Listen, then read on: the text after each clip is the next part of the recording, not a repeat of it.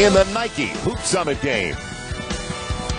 Since 1995, the Nike Hoop Summit has showcased some of the brightest future collegiate and NBA stars. In 1995, it was Kevin Garnett. 2000, Tony Parker. 2004, Josh Smith. 2005, Tyler Hansbrough. 2006, Kevin Durant. In 2007, it was O.J. Mayo. And last year, DeMar DeRozan, as well as Alex Ajinka. So who will start tonight in Portland?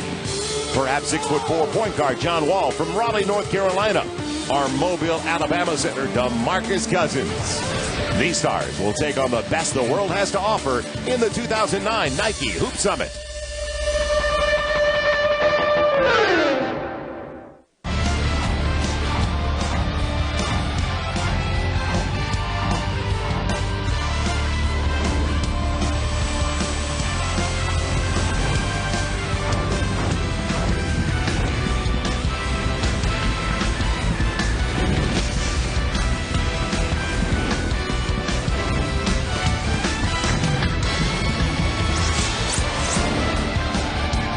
We are in the Rose City of Portland, Oregon. The site is the home of the Portland Trail Blazers as we get together at the Rose Garden. At the very best in the world, the matchup of Team USA against the Internationals in the 2009 Nike Hoop Summit. Hi, everybody. I'm Joel Myers, and alongside a college coach, an NBA coach, and a part of USA basketball since 1988, PJ Carlissimo. And PJ will be watching this evening guys that are going to be impact players next year in college basketball, and then down the road, look for them as well in the NBA. But for most of them, Joel, this is their first time playing with the USA on their chest, and this is a major international competition for these youngsters. So I'm looking forward to seeing them. And as you said, our fans are going to see these guys an awful lot in the next few years on college campuses and down the line in buildings like this. And a nice story, a reunion for Team USA. Two players that played high school basketball in Tacoma, Washington together, and now back. And they were dubbed by their high school coach, Fire and Ice. Fire and Ice it was for Bellarmine Prep in Tacoma, Washington. Avery Bradley and Abdul Gaddy, 3 great years together in high school. 1 year apart. They're excited to be back together again, and they're going to be challenged because the world team is very talented. And with more on that story, let's join Michael Eaves. Michael. All right, Joel, thanks a lot. Here with Avery and Abdul. And, guys, you said you were so excited to play in this game because you get to play with one another for the first time, Avery, in almost a year. Yes, we were real excited because we haven't played with each other in a long time, and we have good chemistry, and we're just ready to get out here and have a good time with each other and represent for the U.S. Of course, the last time you guys played together in high school, you almost won a state championship. There's a certain chemistry, as Avery said, Abdul. What can the fans at home expect when you two guys are on the floor at the same time? You can just expect a lot of oohs and ahs. You know, you're going to see us, go up and down the court. You're going to see us, connect on some plays, and everybody's going to go ooh and ah. But, it's just normal. We're used to doing that all the time. Our coach taught us that, so it's just normal for us. We're just going to have fun out there. Well, guys, they hated to play apart last season, but they said each one of their games grew independently of one another. We'll see how good those games are here tonight. All right, Michael, thank you. Team USA has a pretty good idea of what they're up against especially after seeing Edwin Jackson play last year in the World Championships down in Argentina. Well, Joe, we talked about how many of the U.S. players have not been in major international competition. Most of the world players have, and Edwin Jackson starred. Very, very impressive. We see there people calling him the next Tony Parker. I'm not ready to go there yet, but he's been very, very impressive. We'll see how he does against the Fire and Ice backcourt and their partners this evening. An exciting time there'll be familiar faces in the very near future to all of you. So get ready. The Internationals are here. The best 10 from the world against the Elite 10 of Team USA at the Rose Garden in Portland. You're right back with the opening tip of the starting lineups.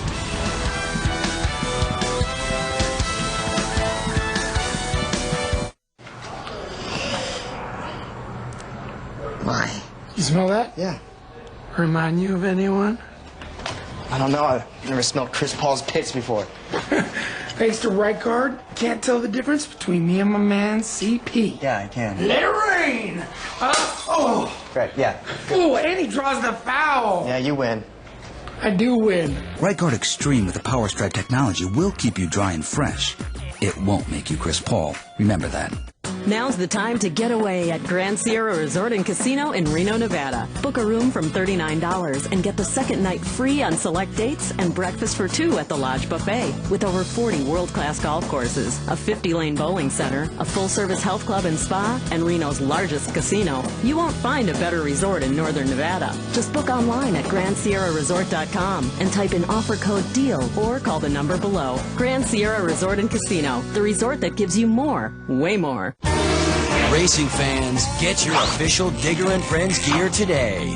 Yeehaw! Go to foxsports.com, keyword Digger, or dwstore.com to get plush toys, cool hats, t-shirts, and exclusive collectibles featuring racing's newest superstar and all his friends. Not bad, Digger, my boy. Go to foxsports.com, keyword Digger, or dwstore.com to order your Digger gear today. Fridays on Fox Movie Channel, Fox Legacy explores the history of our studio's greatest films. Our host, Tom Rothman, co-chairman of Fox Filmed Entertainment, offers a unique insider's perspective. The alchemy of great filmmaking. Daring imagination, tremendous stylistic confidence. All that remains is to write it, cast it, direct it, and finish it well. Easy, right? Fox Legacy, Fridays on Fox Movie Channel.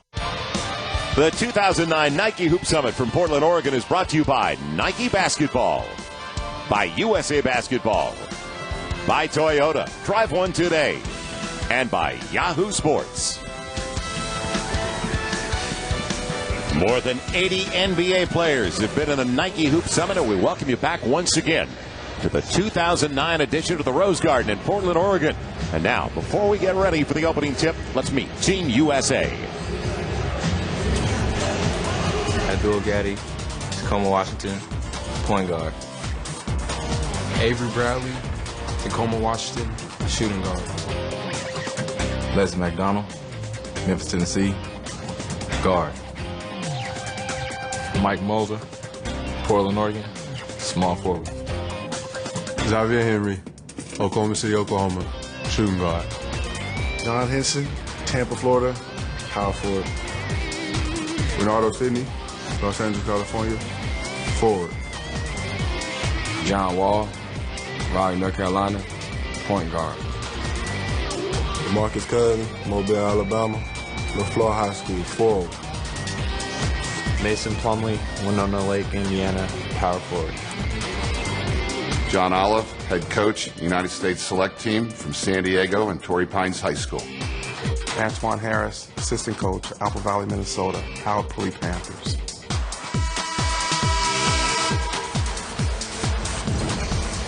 A winning streak on the line for that group. They've taken 7 straight, 9 of the first 11 Nike Hoop Summits. So what could Rob Beveridge, the head coach for the Internationals, do? Well, let's meet them first. The world team and their starters. Matías Nocedal, Argentina, guard. Henry Jackson, France, guard. Nikos Papas, Greece, guard. Mateo Gaynor, Argentina, guard. Mamadou Sam, Senegal, forward. Tomislav Zubčić, Croatia, forward. Milan Macvan, Serbia, power forward. Kevin Salfa, France, center. Donatas Motiejunas, Lithuania, forward. 张大宇 China, center. Rob Beveridge, Australia, head coach of the world team. Marin Sedlacek, Serbia, assistant coach of world team. And don't forget, this is a FIBA event, so we do have different rules. And the ones that'll be a little bit of an adjustment. The shot clock is shorter, only 24 seconds. The big one, you can touch the ball above the rim. The international players are more accustomed to that. And our players got to realize only 8 seconds to get the ball across half court, like in the NBA. So we are ready to go. FIBA officials, one from the U.S., one from Puerto Rico, also from Canada. And it's going to be Kevin Seraphin jumping against Mason Plumlee. And it's tough to pick 5 starters. how many of these guys haven't been there in the starting lineup in their respective careers? So we are underway. Rick Batzel, Joe Carrion, and Mike Thompson are 3 referees. Avery Bradley up top. Nikos Pappas is going to start in the backcourt for Greece. And some Macvan trying to pull his way in, and he's got some size. Serafin kept it alive. Serafin from France going back to his counterpart from France, Edwin Jackson, who we documented at the top of the telecast. This may be the best player, and it was taken away, but Macvan's there to clean it up. And I was talking about Motiejunas trying to get inside, the big guy at 7 even, an 18-year-old from Lithuania who's picking up Xavier Henry right now. The first possession is exactly what Rod Beveridge is looking for. Slow the game down. Avery Bradley on the step back. And Motiejunas coming away with it. They see Motiejunas upside unlimited. He's got a little bit of Gasol, a lot of athleticism, can run the floor well. And on the dribble penetration sets up Macvan. As Serafin tried to keep it alive. It's out of bounds, and it'll belong to Team USA. Kevin Serafin on the boards already the first 2 possessions. That's what he does best. Rod Beveridge really impressed with him in practice. He's a bull, gets after it inside, and our bigs are going to have to put a body on him. Serafin playing in the Pro A-League in France. Nice crossover. All the way to the rack is John Wall. Uncommitted. He's got some options. What a player. He's got a lot of options, and he's got jets. He gets point to point as quickly as anybody I've seen. He's out of Word of God Academy from Raleigh, North Carolina at 6'1", 185, and you call it jets. It's taken away on cue. John Wall with Avery Bradley for the finish. That's what Rob Beveridge is worried about. Can his guards handle the pressure, and will those turnovers that he's anticipating perhaps generate U.S. fast break opportunities? Pappas did a great job at the European Championships. In fact, was a tournament MVP, but keeping up with the speed of the American guards. There's a block by Mason Plumlee. Plumlee on his way to Duke, but right now Pappas on his way to the rack, and he's got the 3. Nikos Pappas. He plays for Real Madrid in Spain. And let's remind everybody, a lot of pro experience for the internationals because they can sign at such an early age. These guys are very young players. Many of them not even playing in their home country. They belong to club teams in different countries throughout Europe and South America. Big Renardo Sidney plays for Tim Floyd. He's committed at least for USC. And Sidney coming over and on top of the basketball takes it away on the 3-on-1 with Avery Bradley on the finish. Nice setup. Renardo Sidney loves that. He's like many, many bigs. Wants to dribble the ball, thinks they're a point guard, but he's pretty good at doing it. Both of the bigs you're going to see in this game, Renardo Sidney and DeMarcus Cousins, very good passers for big, heavy postmen. Renardo Sidney is out of Fairfax High School in L.A. Give and go. And Motiejunas couldn't finish. It's out of bounds. And it is going to belong to the internationals. I don't know if this is where Tim Floyd is going to put Renardo Sidney in the middle on a fast break, but if he does, he's going to like the way he finishes it. Avery Bradley with the spectacular slam. He moves pretty well for a thick guy, doesn't he? You're calling him a thick guy. Well, some of that baby fat's going to be off with Tim Floyd and the Trojans. Pappas on the step through, and Serafin denied. Plumlee came over, impacted the play without getting the block. Bradley senses Motiejunas behind him. Bad Avery Bradley. Boy, fire and ice, freshman, sophomore, and junior seasons, Bellarmine, as Michael Eves was talking about, and then went to Findlay Prep in Henderson, Nevada last year, and they won the National High School Championship. 30-0 before they went into the postseason tournament. Again, Avery Bradley's a winner. Rick Barnes delighted to have him with the Texas Longhorns. He played the McDonald's game. In fact, PJ, 7 of the 10 for Team USA played April 1st in Miami in the McDonald's game. And so we're watching some classic All-Americans. And 7 of them are going to be in the Jordan Brand game in New York on April 18th at Madison Square Garden. Macvan, blocked away but fouled. Sidney with the block and a couple of free throws coming up for Macvan. Got to like what Serafin and Macvan are doing so far inside on the boards. They're taking up space, and they're being a factor on the offensive boards. The world team is going to have to get more than one opportunity. They're going to have to hurt the U.S. on the boards, and they want to extend the possessions, make the United States play defense. They certainly don't want to get caught in an up-and-down game with the USA. It looks like your classic European, a pretty good stroke. He's at 6'9", 255 pounds, plays in the Adriatic League, and helped Serbia win the Under-20 European Championship last year when he averaged 17 points and 7 rebounds a game. this is one of the better young players in Europe. This is one of the guys that a lot of the NBA scouts are interested in. More athletic than he looks and an accomplished basketball player. It's a 2-point lead for Team USA. Over the top of the trap, Bradley kicked away. Heads up play, though, looking for the bounce entry to Plumlee. A little bit of three-quarter court pressure, and you'll see that after makes and after made free throws. Again, Rod Beveridge wants to slow down the U.S. Remember, it's a 24-second clock, not like college. It's FIBA, 24 like the NBA, not 35 seconds. Court's a little bit shorter, trapezoid, so it's a wider lane. When you talk about free throws, and seconds in the lane. World team sitting back in the 2-3 zone. Again, make the U.S. pass the ball, get him to shoot it. Hopefully not going to get beat on dribble penetration. Seraphin showing his hops. Got up there and blocked away Plumlee as a secondary defender. Great help by Seraphin. Plumlee comes baseline, nowhere to go, and Kevin Seraphin with a good block. Goaltending already up on the glass and on its way. And give it to Avery Bradley on the assist. And now Sydney's going to sit down. John Henson coming in along with DeMarcus Cousins. Ooh, big-time talent, both these players.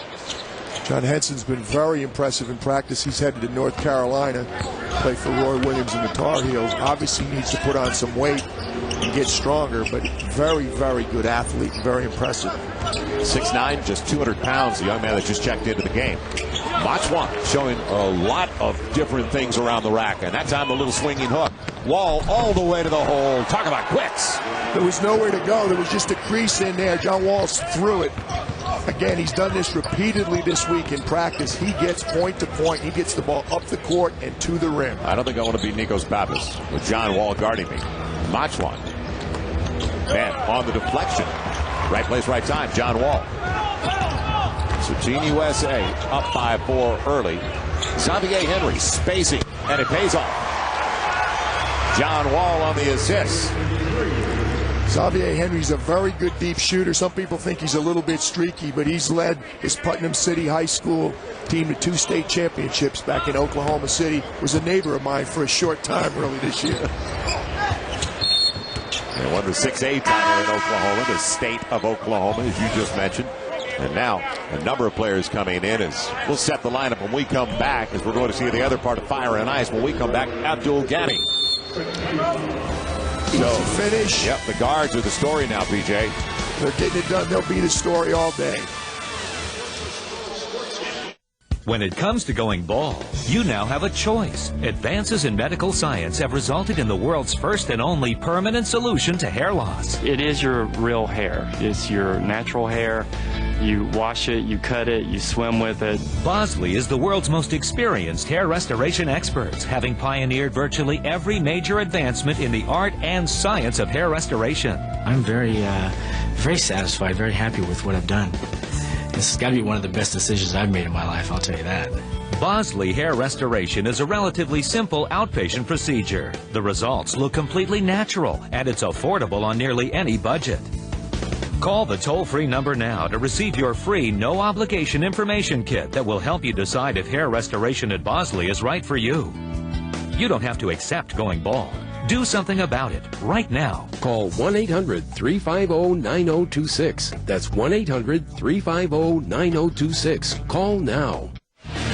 The 2004 Nike Hoop Summit game in San Antonio featured 4 players now starring in the NBA. How about Al Jefferson of the Minnesota Timberwolves? He dominated the paint. 13 points, 7 rebounds for the big guy. He's still a workaholic today for the Wolves. Future Denver Nuggets guard J.R. Smith. Range, athletic ability, 17 points in the game. Now his range is about 35 feet. Sebastian Telfair also with the Wolves today. In 2004, he led Team USA. 7 dimes, 7 nice assists. Going inside that time. Slam dunk champion for the Atlanta Hawks, Josh Smith. What a factor he was, scoring 27, grabbing 16 rebounds. It was a win for Team USA. 99-79, as we mentioned. They've taken the last 7 and 9 of the first 11. Joel Myers, PJ Carlissimo, along with Michael Lee, back at the Rose Garden in Portland, Oregon. And the speed and the athleticism early of the guards of Team USA, the difference in 7. And that's why the world coach, Rob Beveridge from Australia, is so concerned. He feels if he can keep the U.S. in a half-court game, and keep their guards from getting out and running. Avery Bradley with 8 points already, most of them easy finishes inside. Rob Beveridge, this is his 5th straight year coaching the world team, so he understands what they have to do. Whether his backcourt will be able to execute his instructions is a different story. The local product in for the first time. Mike Moser wearing number 7 out of Grant High School in Portland. Edwin Jackson to the mid-range game, but didn't get a thing. And then Macvan, lucky he didn't travel. Zupcic, same result. And it's going to be a foul from behind on DeMarcus Cousins. Let us set the 5, though. Cousins has the foul. Gaddy has just come into the game in the backcourt. He is in the backcourt with Leslie McDonald, 6'4" guard out of Briarcrest High School in Memphis. Also out there for Team USA, besides Cousins, John Henson had checked in before. And I mentioned Mike Moser. And there's been only 6 local players that have had the opportunity to play in their hometown when the Nike Hoop Summit is there. So it's nice for the young man out of Grant High School. It certainly is, and Mike's really excited. And he told me the latest count, 83 tickets for Mike Moser, family and friends this evening. Bad number for the U.S. John Olive's got to be a little bit concerned. That's 5 offensive rebounds already for the world team. So Cousins is the big guy downstairs now. A young man who goes at 6'9", 250 pounds out of Mobile, Alabama. Trap, go over the top again. McDonald all the way to the hole. And there's the speed we talked about. Once the guards get any kind of dribble penetration and breaking the trap especially. Well, that's the danger in the 3/4 court trap. It's good if it slows them down. No good if you can't get back and get your zone set up. And that time they couldn't get the zone. Not a bad shooting percentage so far with shots like that for Team USA, hitting 8 of their first 11 on the pick and roll. Macvan stays with the play after he was blocked.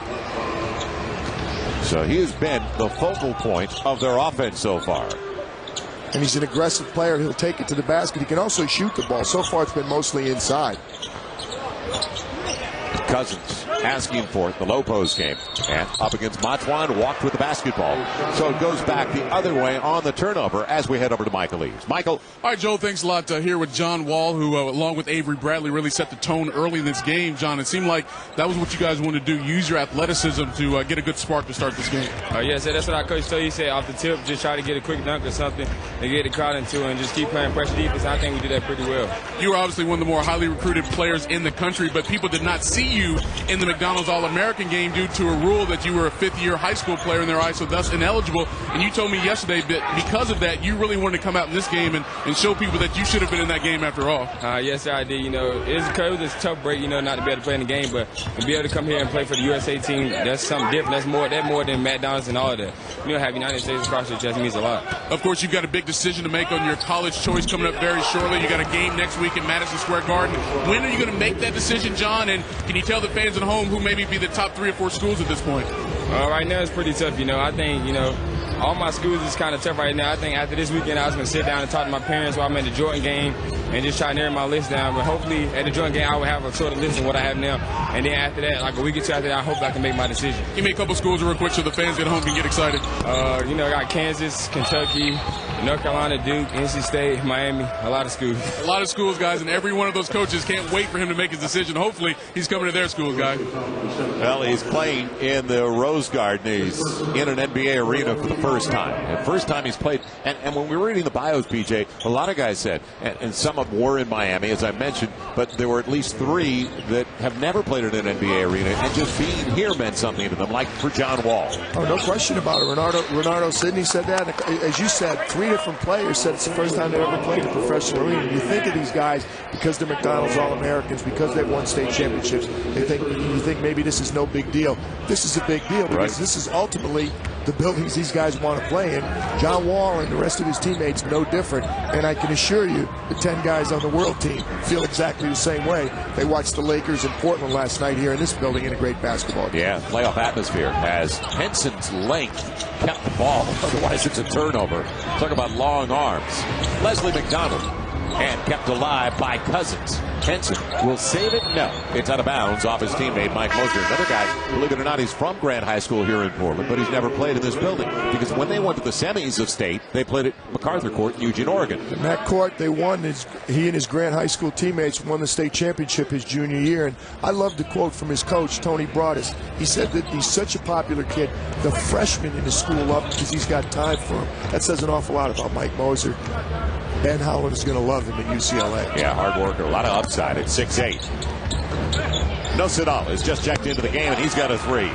Matias Nosadal, who we talked with yesterday, playing pro ball in Spain, but he's also played in the small town of Bahia Blanca last year in Argentina, the home of one Manu Ginobili. Plays for the Estudiantes team. He's on loan. He's going to be a very good player. We were talking to him about Manu. Unfortunately, a terrible injury for Ginobili right now, and it's obviously going to hurt the San Antonio Spurs in the playoffs. John Henson took it away from Mamadou Sam, who just came into the game, and you might know the last name because his brother Czech has played with 3 different teams in the NBA. Czech's been bouncing around a little bit for a young player in the NBA. Pardon the expression. Czech bouncing. Macvan, who had 7 of the first 11 points. Too strong on that three-point attempt. Manufacturing Leslie McDonald. Nice change of direction once he got up. He averaged 21 and 6.5 boards this year, playing for Briarcrest High in Memphis. A guy that can definitely fill it up from the outside, gets to the rim that time. Scored more points than any prep school player in Memphis history, and I had a chance to meet him when I was down in Memphis for the NCAA Regional. Very impressive young man.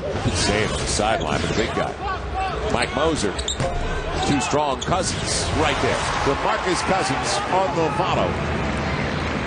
Another one that played in the McDonald's All-American game. They say he can do a lot of things with his length, but he can also pop out, and he's got range for a three. Who doesn't in this day and age? Final 12 seconds. Very entertaining first quarter, first 10 minutes of play. And a foul and a hold, his second. That's on Cousins. Well, the head coach for Team USA, John Olive, and what a successful run he has had as the head coach, Torrey Pines High School, the 1997-98 season. 5 league titles, 2001 state sectional championship. And John Olive's been successful at every level of basketball. Was an excellent player at Villanova. He's in their Hall of Fame. Was an assistant coach there. Played a couple years for the Clippers. Worked in the front office for them. And he was the coach at Loyola Marymount. So he's done it all. He's coach of the year in the West Coast Conference. So he's a great teacher for these young guys. And he's somebody that's enjoyed success at many different levels. Macvan couple to the free throw line, and he's got 9 of the first 19 to go along with 4 boards. I talked about him being involved offensively. Cousins does sit down. He sits down with 2 fouls. Again, 5 fouls will get you ejected today. A little bit, not the 6 in the NBA, but the 5 that we're all accustomed to here in the United States. Jung Dayu has just come into the game. The lob batted away and last touch by Sam. Also into the game, Matteo Gainer, who plays for Benetton in Italy, an 18-year-old from Argentina. He's in the backcourt. And where's number 7 for the Internationals? Only 3 left. That's 3 seconds. Sidney knows it. And the baseline? Not there. That'll do it for the first 10 minutes of play. I got to think Rob Beveridge, the world coach, is very, very happy. Be within 4 points. It's been very obvious already. When they don't control the tempo, U.S. outlets it and gets it up the floor quick, they're going to score points. When the international team's been able to move the ball, attack in the half court, do good things, they've been very successful. I think we're looking at a very good basketball game unless the U.S. can get the tempo a lot quicker. 23-19 after the first quarter in Portland.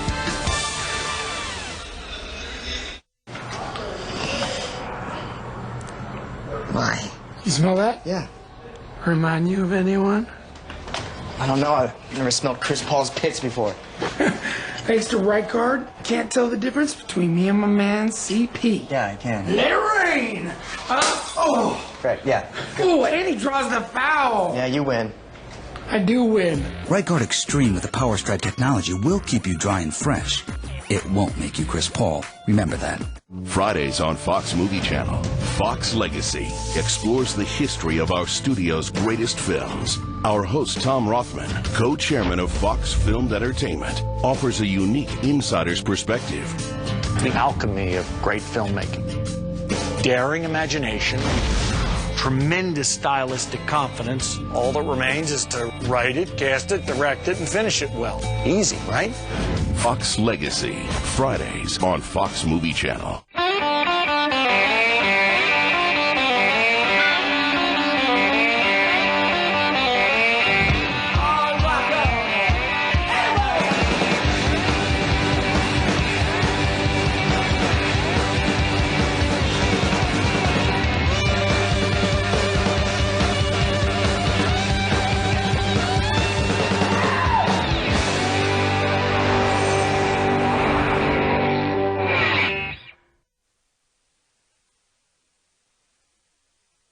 Again, Team USA out shooting the world team 52%, 32%, yet they're only up by 4. And our scouting report, PJ, that you put together on John Wall, a young man, when they asked him how and why he's so motivated, he said all he has to do is look at his mom, who works 2 to 3 jobs to keep it going. Yeah, I thought a great quote, very sincere young man. But again, I put this together before I had a chance to watch him a couple more practices. Explosive first step doesn't do him justice. I've never seen it. He catches the outlet pass and just is gone, and he's an unselfish player. But look at that. No opening right there. No problem for John Wall. He's able to get right to the rim. Blinding speed, can finish inside, but he's unselfish. He's 2 for 2 already, but he's also got 2 assists and a steal to go along with his 4 points. He's going to be an excellent high school player. He talked about how much fun it was to play in an NBA arena. You're going to be seeing him in some more NBA arenas down the line. I'm going to go way out on a limb. Yeah, I know. It's a reach. And he's got about 6 coaches that are reaching right now. And I'm talking about because he is not committed yet. There is a signing period coming up, though, PJ, starting, April 15th? April 15th, the national letter. Mike Leaves tried to get him to list schools. He listed 6. There's about 295 others that are also hoping they'll be the lucky one. Avery Bradley back into the game for Team USA.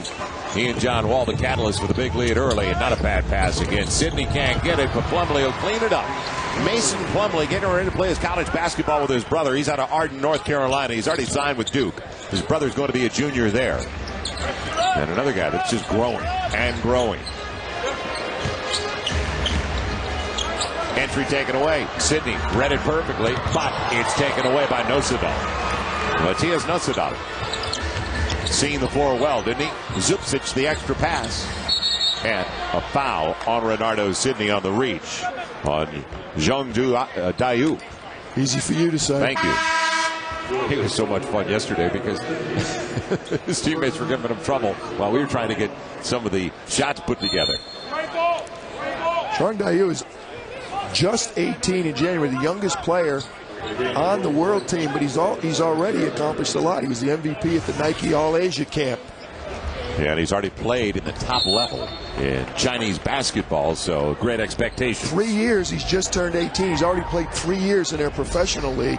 He's going to be a very, very good player. MVP of last summer's Nike All-Asia camp. Delightful young guy. And again, really tough situation. Speaks no English at all, has an interpreter here with him, but he's really enjoying the situation. It's the second time he's been here. Nike's had him here one other time playing, so it's a great experience, but hard to imagine how you can excel in a situation like that. Yeah, but he took the grief real well from his teammates yesterday while we were working with him and his interpreter.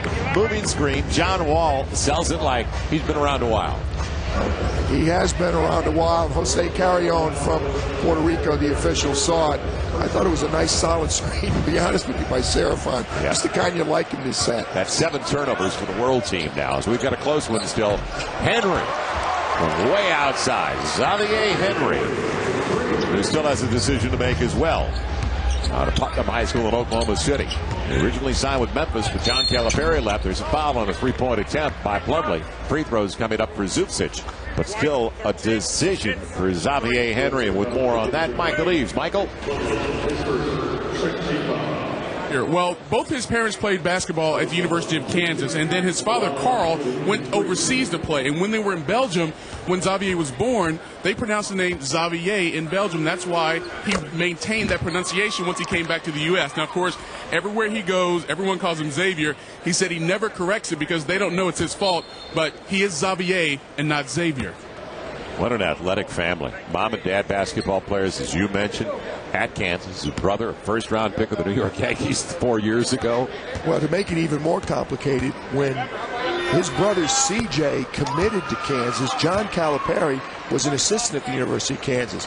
Now Cal's at Memphis. C.J. Henry decides not to play baseball with the Yankees, comes as a walk-on at the University of Memphis, and again, a very accomplished player in his own right, who went to Kansas, who committed to Kansas originally on a basketball scholarship. John leaves. Xavier has to be released from his national letter. Now where's he going to go? Where's C.J. going to go? It's very interesting. I let Mike Leaves get to the bottom of that one. The story continues in Portland, Oregon. John Wall, inside-outside game. And Knocked away by Wall, trying to track it down against Nosidal. Like a lot of these players, very talented with the ball, able to get to the rim, they haven't worked. Xavier Henry and Leslie McDonald may be the exceptions. Some of these other guys are so good at getting to the basket, they haven't put as much time into their perimeter shot, and they're going to have to do that as they progress to different levels of basketball. Quickness of the American guards right now. Doing a good job out of the perimeter. Dayu a little bit long as Bradley will pick up the board. Always looking for the transition. Henry going to the line. He'll shoot two. Looking for the three-point play. Dayu with the foul. Xavier Henry can take the hit. You see his body right there. He's very strong, much more physically advanced than a lot of his teammates. He can take a hit going to the basket and finish a play like that. He's ready to step in. He's going to be an impact player. Don't you think he should have played for the world team? He was born in Belgium. I think it would make it a much better game if he played for the world team. Now you're trading. Your trading players already. Well, Rob Beveridge asked me to bring it up, but I got no love at all from the USA team. Xavier gets the first of 2 points in the paint, and the dribble penetration we've talked about, 20-4 right now for Team USA. Henry no longer signing of Memphis with the departure. They did the right thing, releasing him as John Calipari moved away. So still a decision at 6'5", 190, a complete athlete. And one service had him as the #2 overall recruit in the nation. Really complete game offensively, inside and out, as we've already seen. Well, you talked about the bloodlines. His mother played at KU. His father, Carl, played for the Sacramento Kings and also played professionally in Belgium. So this is a, yes, very talented player, but in 3 days, and again, he did live in Oklahoma City, very, very impressive young guy, very popular young guy, articulate, well-spoken, very popular. That's going to be a great signing, but I mean, he's going to be successful in anything he does. He had a 3.6 GPA. It's the entire package, Xavier Henry. He's on the floor right now with Bradley. John Wall picking up Nosidal. Renardo Sidney down low. It's taken away on the deflection, picked up by John Wall. And he's going to foul on Nosidal. And also on the floor is Renardo Sidney, who is committed to USC, and I bring him up because he's got a lot of, remember John Williams out of Crenshaw High School in LA?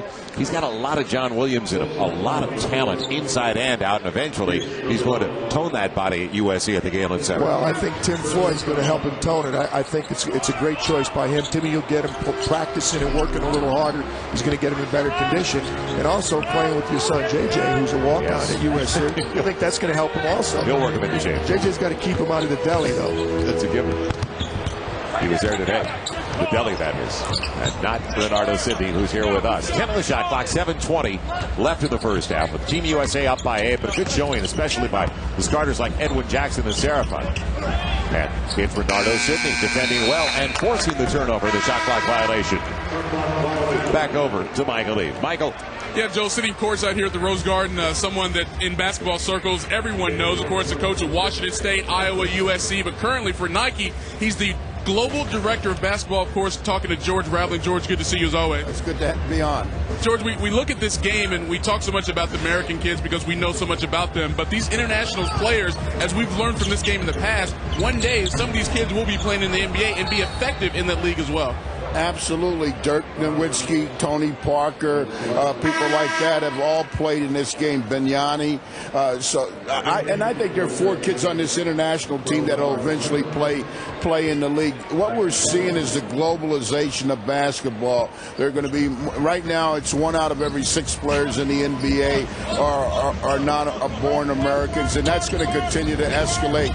And I think you're going to see the league will get close to 50-50, 50% Americans, 50% non-born American players. And that's healthy for the game. Of course, David Stern has talked for a long time about trying to get more international teams in the NBA. People have been talking about putting teams in Europe and other places across the world. Will games like this, and as you said, the globalization of basketball, in your mind, potentially lead to that one day? I think so. I think you'll see pro franchises in Asia, particularly in China. I think you'll see it in Europe also. And what it'll do, it'll enhance the growth of the game, help grow the game, and we'll get closer to playing under one excuse me, one set of rules. The rest of the world plays under one set of rules. The U.S. plays under 3 sets of rules. Well, final question for you. International players, it seems like they travel extensively throughout the world. American players, especially at this age, they generally stay in the U.S. The opportunity for them to get a chance to travel abroad, play international basketball, it really helps develop them more than just on the basketball court. Absolutely. I think it's a piece of the educational process. They learn to appreciate other languages, other cultures. They learn that a lot of the things that we appreciate in the United States didn't necessarily find their origin here in the United States, and we gain a greater appreciation for other people's lifestyles. Well, George, we definitely appreciate the time, continued success with Nike and the globalization of basketball. Well, we're going to continue to contribute toward it. All right, George Raveling, guys. All right, thank you. And truly one of the great ambassadors for decades now in basketball. Michael talked about George in Washington State, and I got to know him very well in his 11 seasons at USC. And did a phenomenal job there in tough conditions when there was no Galen Center for the Trojans to recruit to. John Wall, and what an athletic play on the dunk. Sliding past the challenge, timeout, Internationals. And after a play like that, they need it. Good call by Rob Beveridge. Better move by John Wall in transition. There's the outlet pass. The outlet pass is the key, but you need somebody to finish. John Wall finishes as well as anybody. This is Maya, and if she doesn't look too happy, she isn't. Maya, like many people, has too much credit card debt. How about you? Do you have $5, $10, $15, or even $25,000 or more in credit card debt? Are your creditors harassing you at all hours? Are you tired of going through life feeling like Maya? I'm Todd Cook, founder of 800 Credit Card Debt. Day in and day out, we help people just like Maya. Regular people who got in over their heads in credit card debt and want their lives back on track. At 800 Credit Card Debt, we'll help you find a payoff plan you can live with. One that could work with your creditors to eliminate penalties, lower your interest rates, and even reduce what you owe. Don't let the word bankruptcy enter your thoughts. Call us, because you can pay off your credit cards and still have money left over each month. And the best part is, you'll feel like yourself again. Maya did. Make the call today. Get rid of your credit card debt once and for all. Call 1-800-871-4461.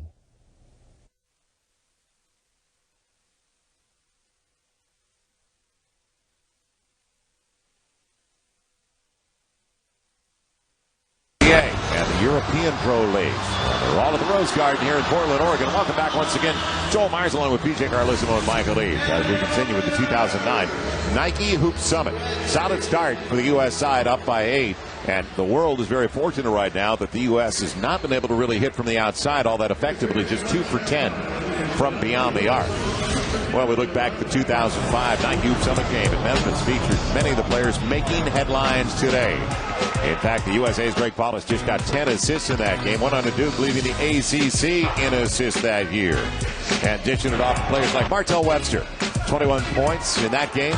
Portland Trailblazers draft choice. How about Lou Williams? Sweet Lou Williams for the 76ers. He had 20 in that contest. Quick. Lou Williams reminding us of John Wall today. And the MVP, it was Tyler Hansbrough. Boy, did he deliver in the clutch for North Carolina this year. 31 points in that matchup in 2005. He also grabbed 10 rebounds. Tied 2 USA basketball records in the contest. And now the ACC's all-time leading scorer as the U.S. won that matchup in 2005. Not only did it, by you get 8. to play with a lot of talent, from around the country, but, representing your country again, it was a big key for me, and I always, thought it was an honor to do that, and I still have pictures of the game and things like that and show all my friends. Everyone should continue to play with the passion, the intensity of Tyler Hansbrough. He's special, and a lot of the people that are discounting his chances in the NBA are making a mistake. You don't have the success that he's had for 4 years playing where he's been playing and not be successful on the next level. Yes, he's got some things he's got to improve on, but he's a winner, he plays hard, and he will improve, and he's very skilled. The speed, the dribble penetration of the U.S. guards right now, the difference in the contest is they lead 32-24, and I bring that up because points to the paint dominated by Team USA, 22-4.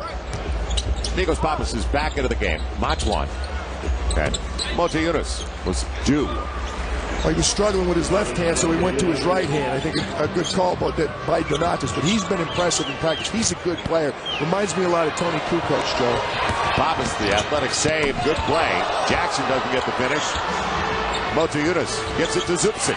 They outworked him at that end of the floor and didn't quit on the play. That's 9 offensive rebounds already, and it's 11-3 in second chance points in favor of the world team. Back to the zone.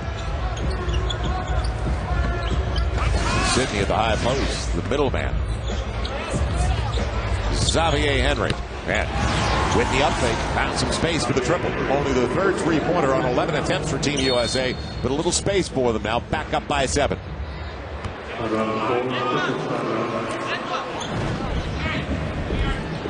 Yeah, the 4 that have played in the Nike Hoop Summit. Carolina Tar Heels have won the championship. Hansbrough, Lawson, Ellington, Ed Davis, all here. Ellington, 2005, 6 and 8. Ellington, the most outstanding player. Ed Davis, a real contributor off the bench. And obviously Ty Lawson and Tyler Hansbrough, unbelievable. Let's quick returns on youngsters from this game. Macvan knocking it out of bounds and preventing an open floor situation. Or Xavier Henry. Well, you think they want him at Chapel Hill a little bit? Well, it's a contact period, but you're not supposed to be able to talk to them here in competition. So I don't think they're going to get turned in, but there's not a school in the NCAA that wouldn't welcome him. Sidney over the shoulder, kind of no-look bucket after it was knocked away. 37-28, Team USA by 9. They're trying to help the guards. Not a bad idea to give them a pick that high, as Macvan did. And great pass. Motiejunas finds Macvan, who leads them in scoring with 11 and 4 boards. They know how to play basketball. Very nice pass by Motiejunas. Macvan moves about the ball to the basket. These guys are accomplished basketball players. And what they lack individually, they make up in team skills, as we just saw. No question. And they've played together a little bit more. They've played against each other a lot, but they've spent some time together in various European camps. Renardo Sidney gets Zupcic out of position. And Motiejunas loses the handle. Fresh shot clock, 3:38 to play in the half, and back to Team USA with a 7-point lead, as Henson's going to be coming back into the game along with John Wall and Les McDonald. Better keep one more on the floor. Yeah, 5 against 5 is better. We almost had 5 against 4 there for a little bit. So fresh shot clock, don't need to rush the situation. They've led by as many as 9. Not a pass, but Henson will go back with it. And Cousins trying to power it home. Another try the other way. Macvan, alert play for Edwin Jackson, and he'll throw it down. 37-32. They capitalize. And here was a turnover on the inbounds. It was a really good outlet pass right here. You see Macvan never even came down. Caught the ball in the air, saw the guy streaking, threw it up. Careless inbounds opportunity you called by the United States. Another opportunity for the world team. U.S. not ready on the inbounds, but the block is there by John Henson. Backdoor lob? No. A couple of free throws instead. As Abdul Ghani is headed to the stripe. Bellarmine Prep Tacoma, who we talked about, fire and ice. It's a nice story with Avery Bradley, who's had a spectacular start as well. Ghani. Yeah, the Bellarmine coach named them. Bernie Salazar gave that name to the twosome a couple of years ago. He said Bradley's passion, determination, the cool demeanor, the demeanor of this young man at the free throw line when they needed a big one. I played at a Jesuit high school in Pennsylvania, and I'm going to tell you, the guy who played in the backcourt with me, I don't think we could have really competed on the same level with fire and ice. Well, how about the combination?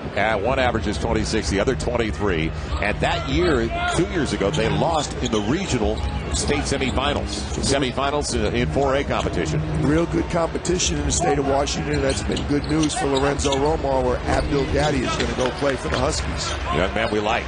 Donatas Motiejunas, 18-year-old from Lithuania, showing a one-way going the other way. Great personality, speaks very well, really enjoyed himself. Now starting to play a little bit better and have a tough start in the first quarter. And trying to get the charge, hit the deck. It's a technical. His wall spins, footwork was perfect. Finish, another story. Macvan sprints out. Nikos Pappas. Motiejunas. And a little head and shoulder fake. Plant, Henson on that. So all of a sudden, a 1-point game. Team USA only up 37-36, just up by 9. And make it a 4-point advantage thanks to the baseline three-pointer by Abdul Gaddy. Abdul Gaddy's a point guard. I think has the best feel of all the guards here, really running a team, but he's got the ability to score when his team needs him to do it. He said that he loves to watch and a big fan of Chris Paul. If you're a lead guard, that is the guy to watch. Macvan gets it right back on the triple. And that'll take us to a timeout.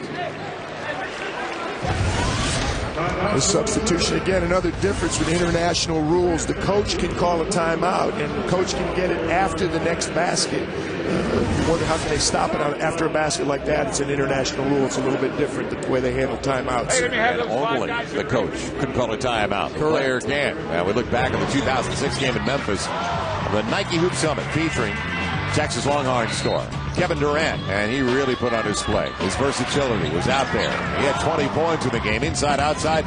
It also had 3 future Carolina Tar Heels, Brandon Wright, Ty Lawson, and Wayne Ellington. Lawson scored 17. He dished out 6 assists. Wright dominating the paint, while Ellington scored 21 of his game high and U.S. record tying 31 in the first half. He was the game's most outstanding players. Team USA defeated the Internationals by 18, 109-91 back in 2006.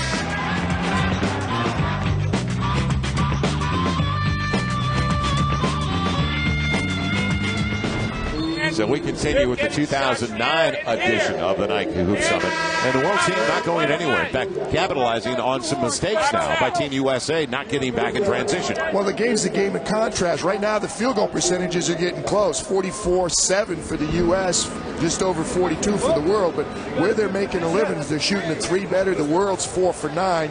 U.S. only 4 for 13. They're getting to the free throw line more. They've already attempted 9 free throws to only 4 for the United States. But the big difference, 11 offensive rebounds. The United States is going to have to adjust. You can't let the world team get open shots. If you stay man-to-man, if you stay in front of your man, it's one thing. You give them open shots, you're going to be in trouble. Last 2.5 minutes, an 11-3 spurt for the world side. Make it a 1-point game. Macvan's their catalyst, though. He's got 14 points, 7 boards. Backdoor lob. John Henson on the slam. Good teamwork. Very good teamwork. That's 11 assists to go with 18 baskets already for the U.S. Nice pass by Portland's local Grant High School's Mike Moser. Macvan sharing it. Man, on its way out of bounds. Last touch. And the backdoor we talked about. Alert play by Mike Moser.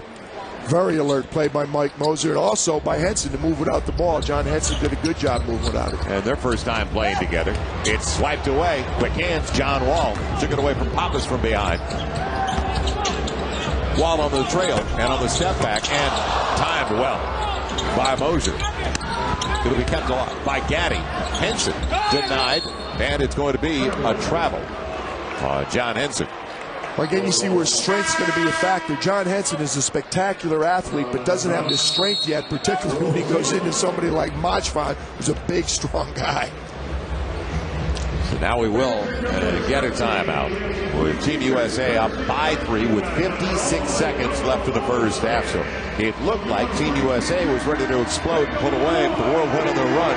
Macvan once again in the middle of it, and also helping out his teammates, setting up, as we've seen already, and getting Motiejunas involved, and they've got to get him involved. He, as some of the scouts have said, is the most promising big man in Europe, and maybe the most recent big man they've seen over the last 5 to 10 years with that kind of upside. He's got skill. He's 7 foot. He's more comfortable playing away from the basket. Doesn't like to really pass the ball, but most scorers are like that. But Macvan with the entire game, you see the rebounds, you see the steals, you see a block shot, you see the assist. Quietly also, Tomislav Zubcic has done a very good job, and I think not by accident. 2 guys that the United States has had a lot of trouble with are the 2 physical players, Zubcic and Macvan. Most of the U.S. players, not big, strong physical players. Yesterday, we were at the Blazers practice facility for the workouts, and every team in the NBA was included. And remember that they can't go into high school gyms anyway. So it's an opportunity because of Team USA being in the FIBAs here that they can watch these guys that just finished their finishing up their high school careers. No, they were able to watch the world team practice. Yes. You can't watch the young guys, but Steve Kerr, the Phoenix general manager, here today. You saw Jeff Petrie, Kevin O'Connor yesterday, of course, Kevin Pritchett from the Portland Trailblazers. Interestingly, Steve's son, Nick, plays for John Olive, the world coach at Torrey Pines High School. Nick's a sophomore, was an all-league player. Fortunately, he takes after Steve's wife, Margot, so that's why he's such a good shooter and a talented basketball player. Yeah, but Steve Kerr sitting courtside like so many other GMs that are here, and they could do that in state tournaments and watch these players. Motiejunas. Macvan took it away, but there's John Henson to deny him once again. Final 30 seconds with a fresh shot clock for the Worlds. It's a 3-point lead for Team USA. Edwin Jackson creating. Nice finish. Very nice finish and a very important basket. It's going to be a one-possession game at halftime. Rob Beveridge, the world coach, is going to be delighted with that. So they'll milk it for the final shot. And don't want to go too early as Moser alertly looks back at the clock. Gaddy threw it away. Pappas saw it coming. And on the break, do they go with the lead? No.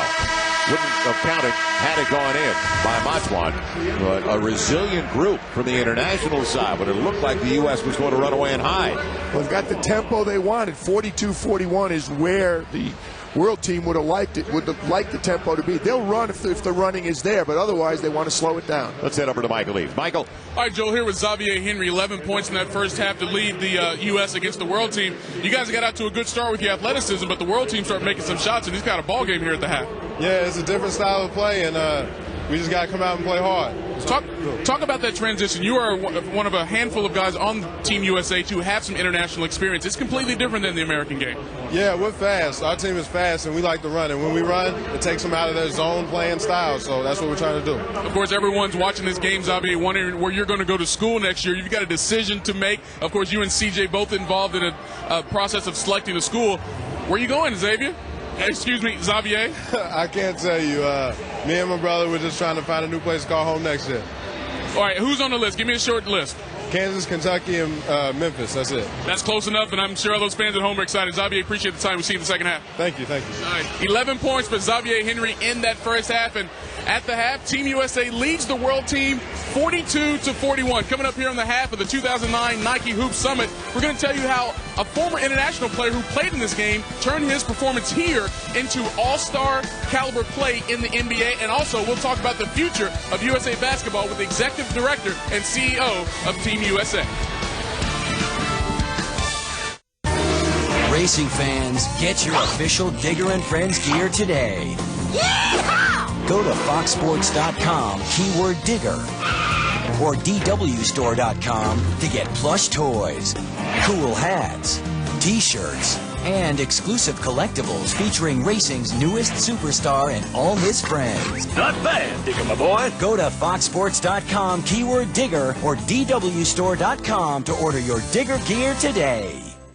Now's the time to get away at Grand Sierra Resort and Casino in Reno, Nevada. Book a room from $39 and get the second night free on select dates and breakfast for two at the Lodge Buffet. With over 40 world-class golf courses, a 50-lane bowling center, a full-service health club and spa, and Reno's largest casino, you won't find a better resort in Northern Nevada. Just book online at GrandSierraResort.com and type in offer code DEAL or call the number below. Grand Sierra Resort and Casino, the resort that gives you more, way more.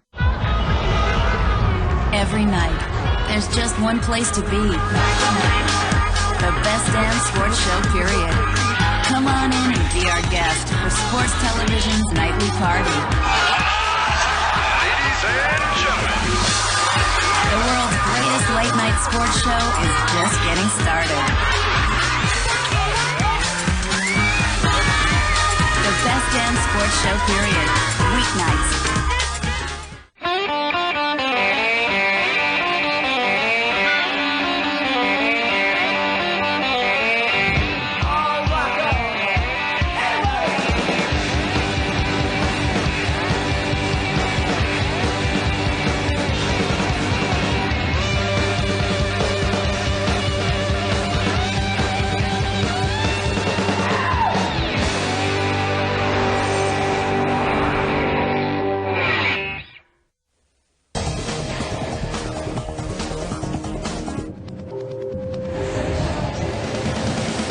mentioned the 2009 Nike Hoop Summit game from the Rose Garden in Portland. Right now, Team USA leads the world team 42-41. Michael Leaves back here courtside with you. You know, there have been so many foreign-born players who have gone on to NBA stardom after playing in this game. Dirk Nowitzki, Luis Scola, Andre Bargnani, just to name a few. But there's one other particular guy that you might recognize who's played in this very game. In the 2000 Nike Hoop Summit game played in Indianapolis, French point guard and future NBA All-Star and world champion Tony Parker scored 20 points, impressing the scouts from the Spurs. The Nike Hoop Summit basically put me on the map. After that game, they followed me the next year, my whole year in Paris. And after that second year in Paris, that's when I got drafted.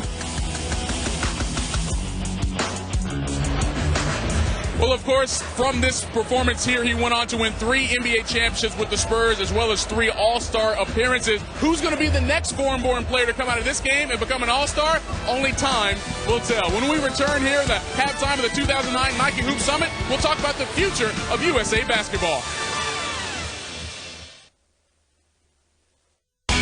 Breast cancer is the most common cancer in the world today, impacting 1 out of 8 women. Susan G. Komen for the Cure has revolutionized the treatment of breast cancer. By investing billions in research. To find a cure. Providing women access to early detection. And most important, improving treatment and care.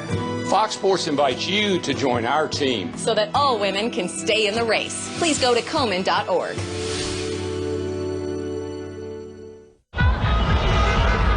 Every night, there's just one place to be. The best damn sports show, period. Come on in and be our guest for Sports Television's nightly party. Ladies and gentlemen, the world's greatest late-night sports show is just getting started. The best damn sports show, period. Weeknights. Sunday drop-in as Fuel TV launches another action-packed episode of Thrillbillies. Bring it on. These knuckleheads they call the Thrillbillies. What in the hell is a Thrillbilly? That'll do it. That is the scariest thing I've ever done in my life. It's all about style, you know what I mean? Watch Thrillbillies, Sunday only on Fuel TV. Let's do it again.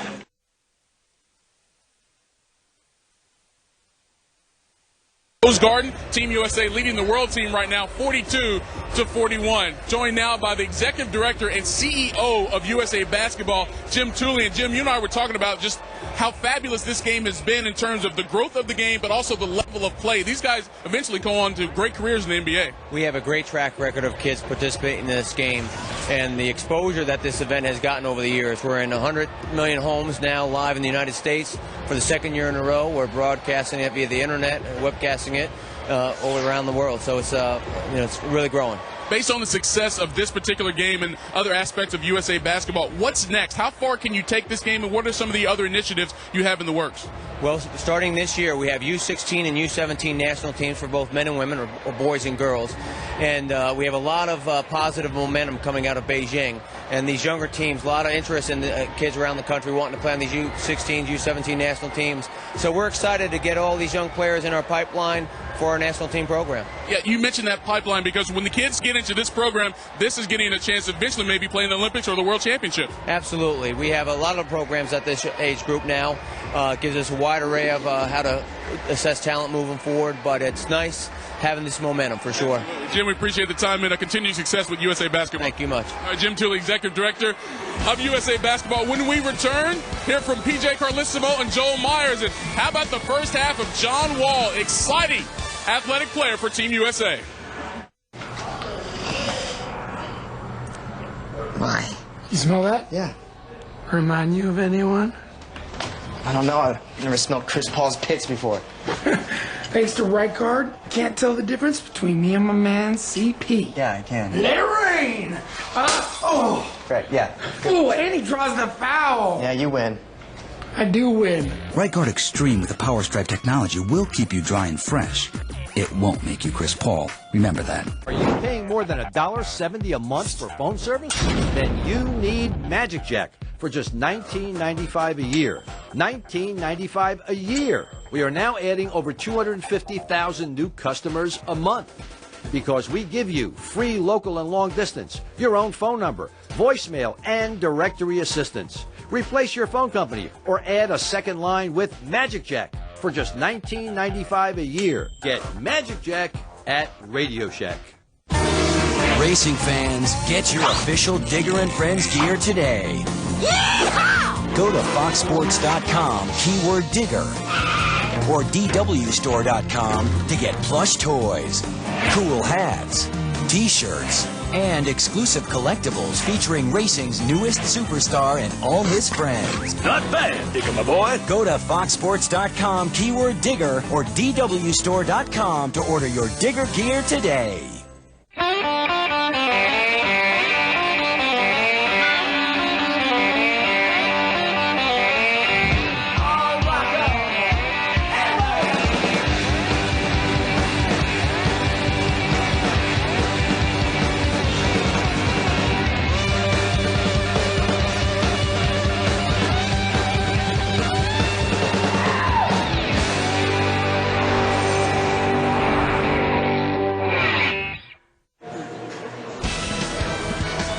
Halftime continues at the Rose Garden in Portland, Oregon, and a surprise so far after a big lead early for Team USA. The World Group responding, coming back, and really capitalizing on Team USA mistakes, turnovers, points off turnovers gets them back into the game, and also their work on the offensive glass, PJ. No question about it. It's been a tempo game. When the U.S. is able to get the tempo they want, get it out and run, it's been to their liking. And when the world team has taken care of the ball and gotten it into half court, it's to their liking. They're bigger, stronger, more physical team. They've hurt the United States on the boards. If they take care of the ball, it's going to be a very good game. If the U.S. can get the pressure they want, create turnovers and running, then it's going to be to the USA liking. You see the highlights in the first half. There's a turnover created by John Wall. He pushes it up the court. Avery Bradley with the easy finish inside. Now you got the big guy, Renardo Sidney, leading the fast break. This time, Avery again with the finish inside. But again, transition, that's been the key for the United States. For the world on the other end, the three-point shot doesn't go. But Motiejunas is there for the stick back. Offensive rebounds have been used. They've got 13 of them. When they have their feet set and they're shooting three-point shots, Macvan right there, they have 4 three-point shots, but only on 9 attempts. That's to the liking of the world team. Second chance points, 15-8 in favor of the world, but the 10 turnovers are killing them. Offensive rebounds, 13-11. That's keeping them in the game. It's a game of tempo. Who's going to be able to create the tempo in the second half? And will John Wall and Avery Bradley get it their way and get it up and down the floor in a transition game and keep the world group out of their matchup 2-3 as they want to get into that situation and just set up in a zone? We'll find out over the next 20 minutes of play. Dougie. What? What are you doing, man? The game's on. I used to watch for the commercials. Thank you. Wardrobe malfunction. Right. Whoa, is that Danica Patrick? Waiting for an exposure ad to run. You won't see it on TV, but it's on at GoDaddy.com.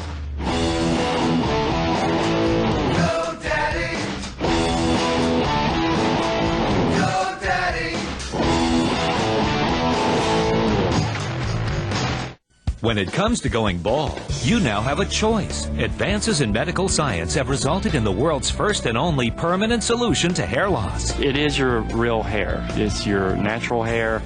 You wash it, you cut it, you swim with it. Bosley is the world's most experienced hair restoration experts, having pioneered virtually every major advancement in the art and science of hair restoration. I'm very satisfied, very happy with what I've done. This has got to be one of the best decisions I've made in my life, I'll tell you that. Bosley Hair Restoration is a relatively simple outpatient procedure. The results look completely natural, and it's affordable on nearly any budget.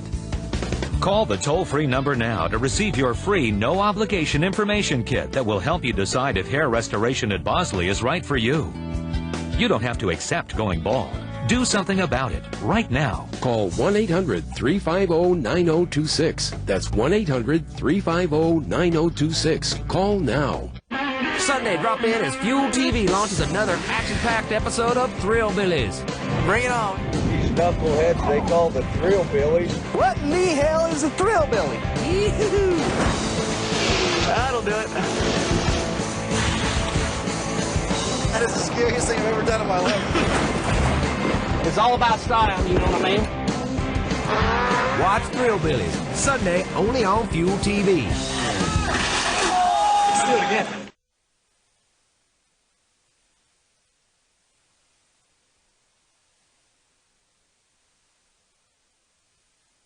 All taken in last year's draft. They played in the Nike Hoop Summit. I'm talking about Derrick Rose, Michael Beasley, O.J. Mayo. We're watching similar kind of talent tonight for Team USA and the world side at 42-41. We get ready for the start of the second half, but first let's check in a guy that's talked to both coaches, Michael East. Michael? Yeah, Joe, let's start with the world team. I talked to Rob Beveridge, and he said turnovers were a major key for us in that first half. They had 6 turnovers in the first quarter, so he wants to see less dribbling of the basketball because out front he felt Team USA is way too quick. He wants a little more passing in that offensive game. He hopes this game comes down to a one-possession game at the end where his team can be in it. As far as John Olive is concerned, it was mostly about defense for him. He said we got to do a better job of playing the pick and roll. Our guys are hedging, but they're not recovering, leading to some easy shots. And as you guys talked about, offensive glass, he said, was a major issue. He said in this game we were supposed to dominate the offensive glass, but right now the world team is getting the best of us. Okay, Michael, they really do have to pick up their work rate, and that's the big guys for Team USA. So we'll see if that work comes through in the second half. There is no question, and it was apparent from the very beginning of this game, the disparity in the speed in the backcourts. Oh, no question. That's the key for the U.S. That they excel. 6 or 7 of the players are just too quick, but it's got to be open court. You let them get back and set up their 2-3 zone. You really can't use the speed. On the other end, the physicality of the world team, you see what's happening. Macvan has 14 points, 8 rebounds, 5 offensive rebounds. Zubcic, 9 points and 3 offensive rebounds. So the big physical guys are tough for our guys to deal with inside. Motiejunas is going to be starting in the backcourt. Begin the second half. Came off the bench in the first half. Gautzef said he has a little Gilbert Arenas in him. Macvan, their leading scorer in the first half, working against Xavier Henry. And now it's Serafin on the run. And the second chance opportunities. Kind of a theme of the first half. Good pass. And got to get a finish. Macvan really finding his teammates. He's an impressive basketball player, Joe. He knows how to play the game. Good run on. Plumlee met at the top and blocked. But I like what he did with the up, leaving Motiejunas at the high post. I took it right to the basket. He's a very skilled player. You see him put the ball on the floor here. I was talking to Mike Krzyzewski this afternoon. Mason Plumlee has an awful lot of tools. He sees the floor very well. You hear his coaches talk about that all the time. Usually you don't have a big guy who sees people around the floor, thinks basketball very, very well. There's his mother, Leslie, sitting there, obviously very proud.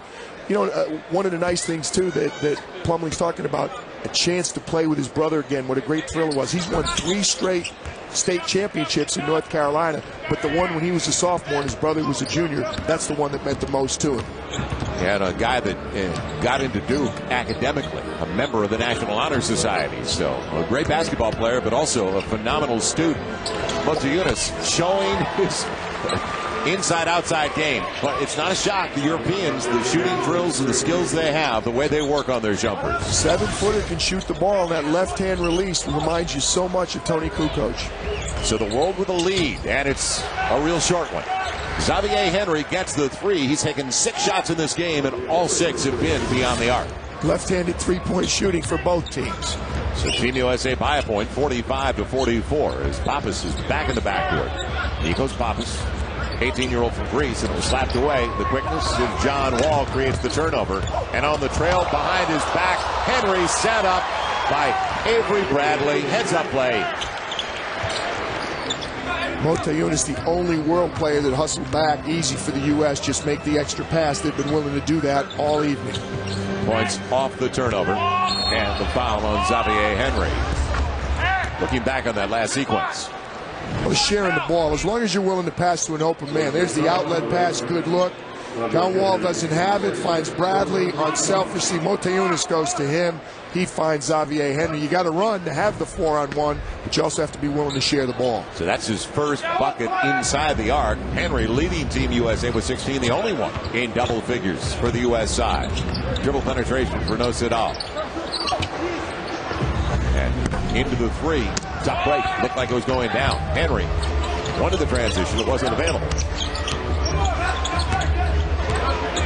They'll get back into the zone as quickly as possible. Again, this is what they want. Make the U.S. shoot it from the outside. But A.P. Bradley able to do it. At 6'2", 165, put his last year of high school ball at Findlay Prep, Henderson, Nevada, and all Findlay did was go undefeated and win the National High School Championship. He also had an exceptional game against the very best of the McDonald's All-American game. What impresses most of the scouts, and particularly the college coaches that have seen him a lot, and I know is going to delight Rick Barnes at Texas, excellent defender, probably the best on-ball and off-ball defender on the floor. Likes playing defense, really takes pride in it. He and Mike Moser, to me, are the two that the way they play tells you right away, I want to play defense. I want to be good at this aspect of the game. Now, we saw Kevin Durant in this game a couple of years ago as Sydney. It almost looked like it was a pass, but it was a shot. Got to get back in transition, and it's blocked away. What a play by John Wall at 6'2" to recover. Man, they still got the bucket. That stops an 8-0 run. Well, you can make it now an 11-2 spurt for Team USA. Henry showing his range once again. And he's up to 19 and counting, 53-46. They say X is a streak shooter. If he is, he's got it going tonight. He looks like better than a streak shooter. Plumlee on the reach. Look at John Wall, though, on that last play. They got the bucket, but he didn't quit on the play. No, he stayed with it. And again, good outlet pass. Seraphin thinks he's all right. John Wall comes all over it. He's way above the rim, but you got to give Macvan credit. He stayed with it and got the stick back. Similar play. You need more than one guy back playing defense in transition. And Macvan putting together quite a display with 16 and 10, 4 assists, a double-double. Here he goes. Wall with the dunk, throwing it down with the left hand. I guess he can cover it a little bit. Good hands for a guard. You see him doing it at both ends. First on the defensive end, then he's the recipient on the offensive end. Bernardo Sidney with an excellent outlet pass. There's the big guy. He wants to be a point guard again. Doesn't even dribble it, finds Wall. Macvan knows better than to try and go up with Wall. I like the outlet pass. John Wall, that's a spectacular finish. Fridays on Fox Movie Channel. Fox Legacy explores the history of our studio's greatest films. Our host, Tom Rothman, co-chairman of Fox Filmed Entertainment, offers a unique insider's perspective. The alchemy of great filmmaking. Daring imagination, tremendous stylistic confidence. All that remains is to write it, cast it, direct it, and finish it well. Easy, right? Fox Legacy, Fridays on Fox Movie Channel. Every game, every score, every highlight. It's the final score. 30 minutes every night of the week, bringing you all the action from the world of sports. It's the one show where serious sports fans go for serious sports highlights. The final score, weeknights. 2 years ago in Memphis, the Nike Hoop Summit, it was full of high school stars ready to make the leap to major college basketball. You recognize those faces already, don't you? O.J. Mayo scored 20 points. He was on to USC. One and done, and candidate for Rookie of the Year in the NBA with the Grizzlies. What about Michael Beasley with Miami Heat? Now he had 9 rebounds. Kansas State, right from there, Big 12 Player of the Year. Kevin Love, not a bad year at UCLA. Pac-10 Player of the Year for the Bruins, and now with the Minnesota Timberwolves. And Derrick Rose. My money, he is the NBA's Rookie of the Year. Played in that building and then played in college basketball to that building that next season for the Memphis Tigers as Team USA rolled to a 20-point victory. Right now they're rolling on a run to start the second half up by 9, matching their largest lead of the game. No, they've come out on fire. They're 5 for 6 so far this half. The world only 2 for 7. More importantly, 3 for 3 from the three-point line for the U.S. Motiejunas helping out the guards and showing his skills, going hard. And they look like not only Plumlee, but the rim blocked him there. Motiejunas staying with the play, though. Bar, you like that bounce. Second and third bounces, and it's off Seraphin. No, it's off Cousins, out of bounds, back to the World. And did he change it? No. World's got the basketball. Well, the work And no frustration for Motiejunas. I like Motiejunas. He plays with a lot of enthusiasm. He's not afraid to take the ball from the to the basket. He could have gotten a call there right now, but as you said, not showing any emotion, just going to play. He's been playing international ball and professionally since 2005 in Lithuania. So there's a breakdown. Macvan breakdown on the inbounds. Cardinals Shin to get a layup out of that. 55-48. Macvan up to 18. Cousins not close. And Macvan with another board. He's dominating the numbers right now for the world side. 18 points and 11 boards. Takeaway. John Wall. Nifty move behind his back. How about the pass? What a finish. John Wall did it all. Avery Bradley on the bucket. That's the best pass of the game with his left hand. In transition, he splits the defenders, makes the read. He created the play, and then he created the basket. Am I allowed to recruit here? You're allowed to recruit, but I think at your school they're not going to go to for sure. Most of the players talk about liking a coach wanting to play for him. There's no way they'd want to play for you. All right. Macvan trying to get to the bucket. And shot clock violation. The right idea, a little bit late. And a look back on a spectacular play for John Wall. There's the defensive play by Wall. He deflects it, comes up with it, draws the defense to him, makes the easy pass. Is that fire to ice or ice to fire right there? Oh, that's John Wall. Right. Excuse me. Gaddy would like to be in there, and he will be in there. We already saw Abdul Gaddy in the first half. What a part of fire and ice. What a beautiful read and a left hand behind the back pass for John Wall. Wall turning it up a notch here, setting up Leslie McDonald. Serafont tapping it, back tapping it wisely to Macvan because he couldn't control it. Edwin Jackson back into the game now. He started the contest, coming off the bench in the second half.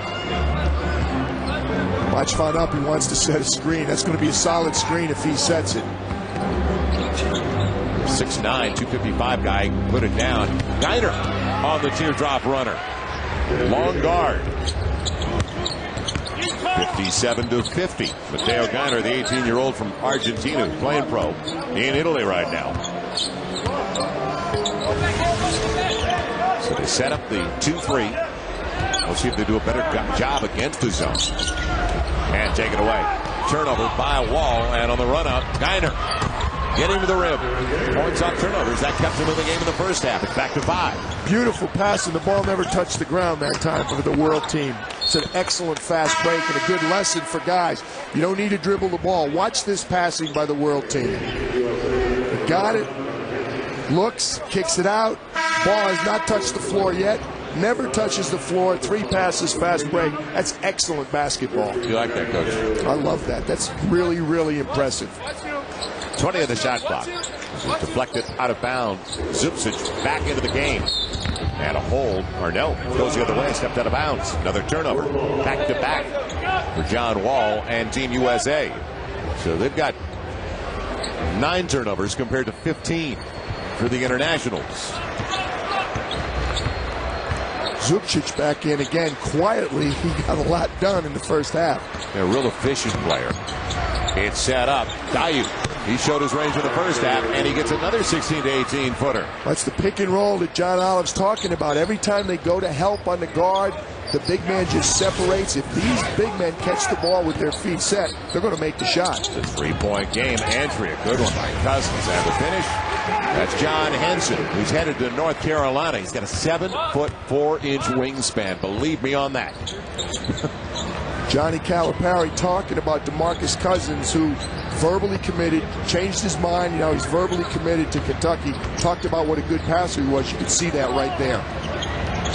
Wall showing his defensive ability. It's kicked with only 4 on the shot clock. Fresh shot clock all the way back up to 24 with 3:17 to play in the third. So the world team hanging around. Team USA can't lose them even though they were just up by 9. As you look at the scores, the leaders for each side. Henry doing all of his damage. Now, what about the wraparound pass? A beauty. Macvan on the assist again. So he's close to a triple-double now. 18 points, 11 boards, and he's halfway there with 5 assists. Well, you can see why they call him the best young player in Europe. He got the EuroLeague Rising Star Award. They actually call him the Charles Barkley of Europe. Again, I don't know if I'd go there, but he's very, very impressive. And there's going to be going up through the rim and a goaltend.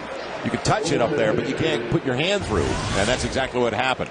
Macvan's laughing. He's talking to Jose Carrion, referee from Puerto Rico.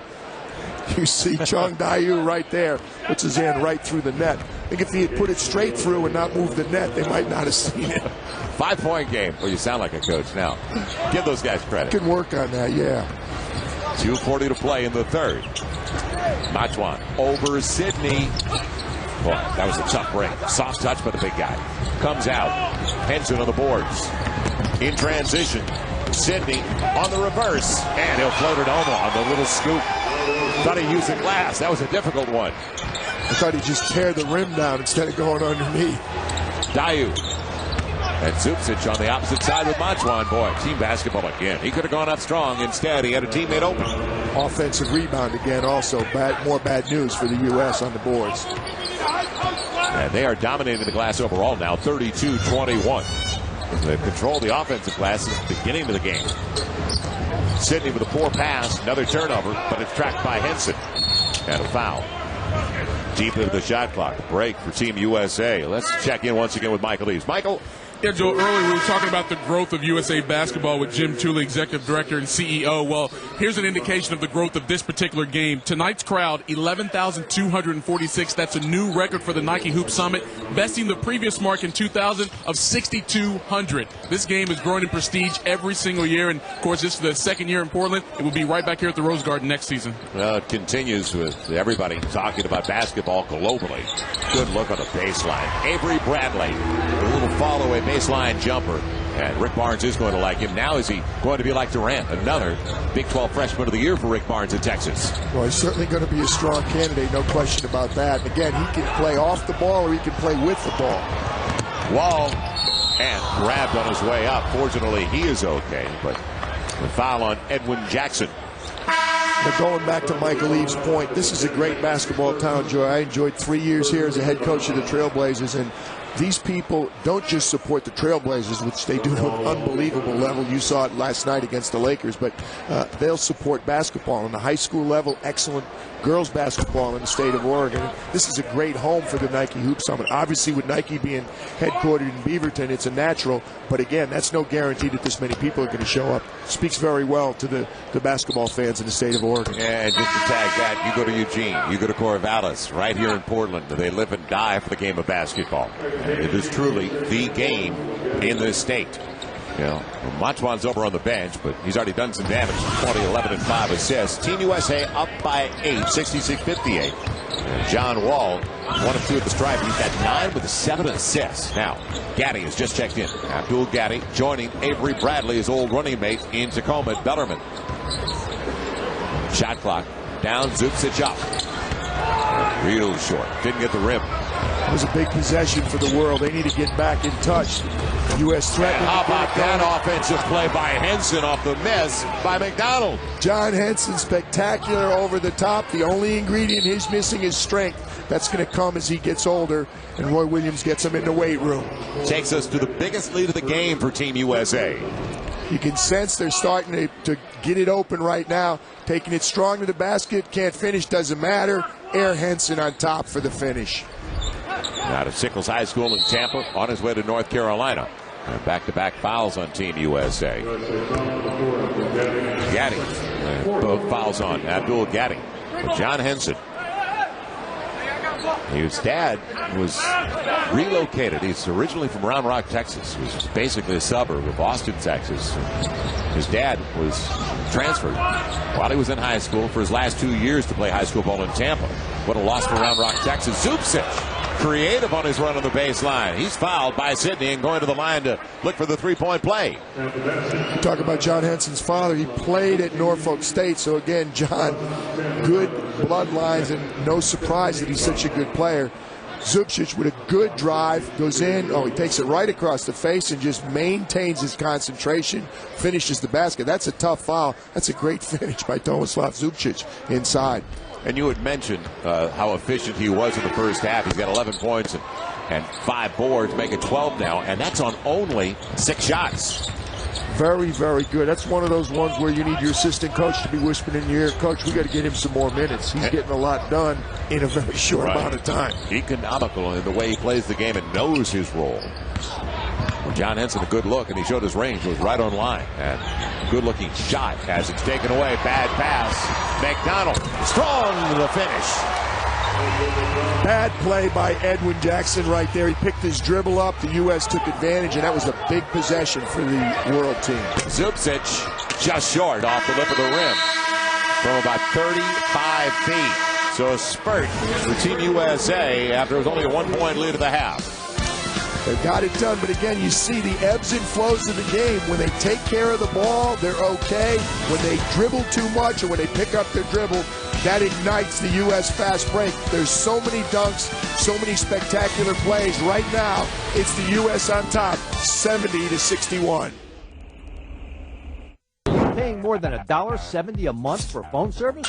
Then you need Magic Jack for just $19.95 a year.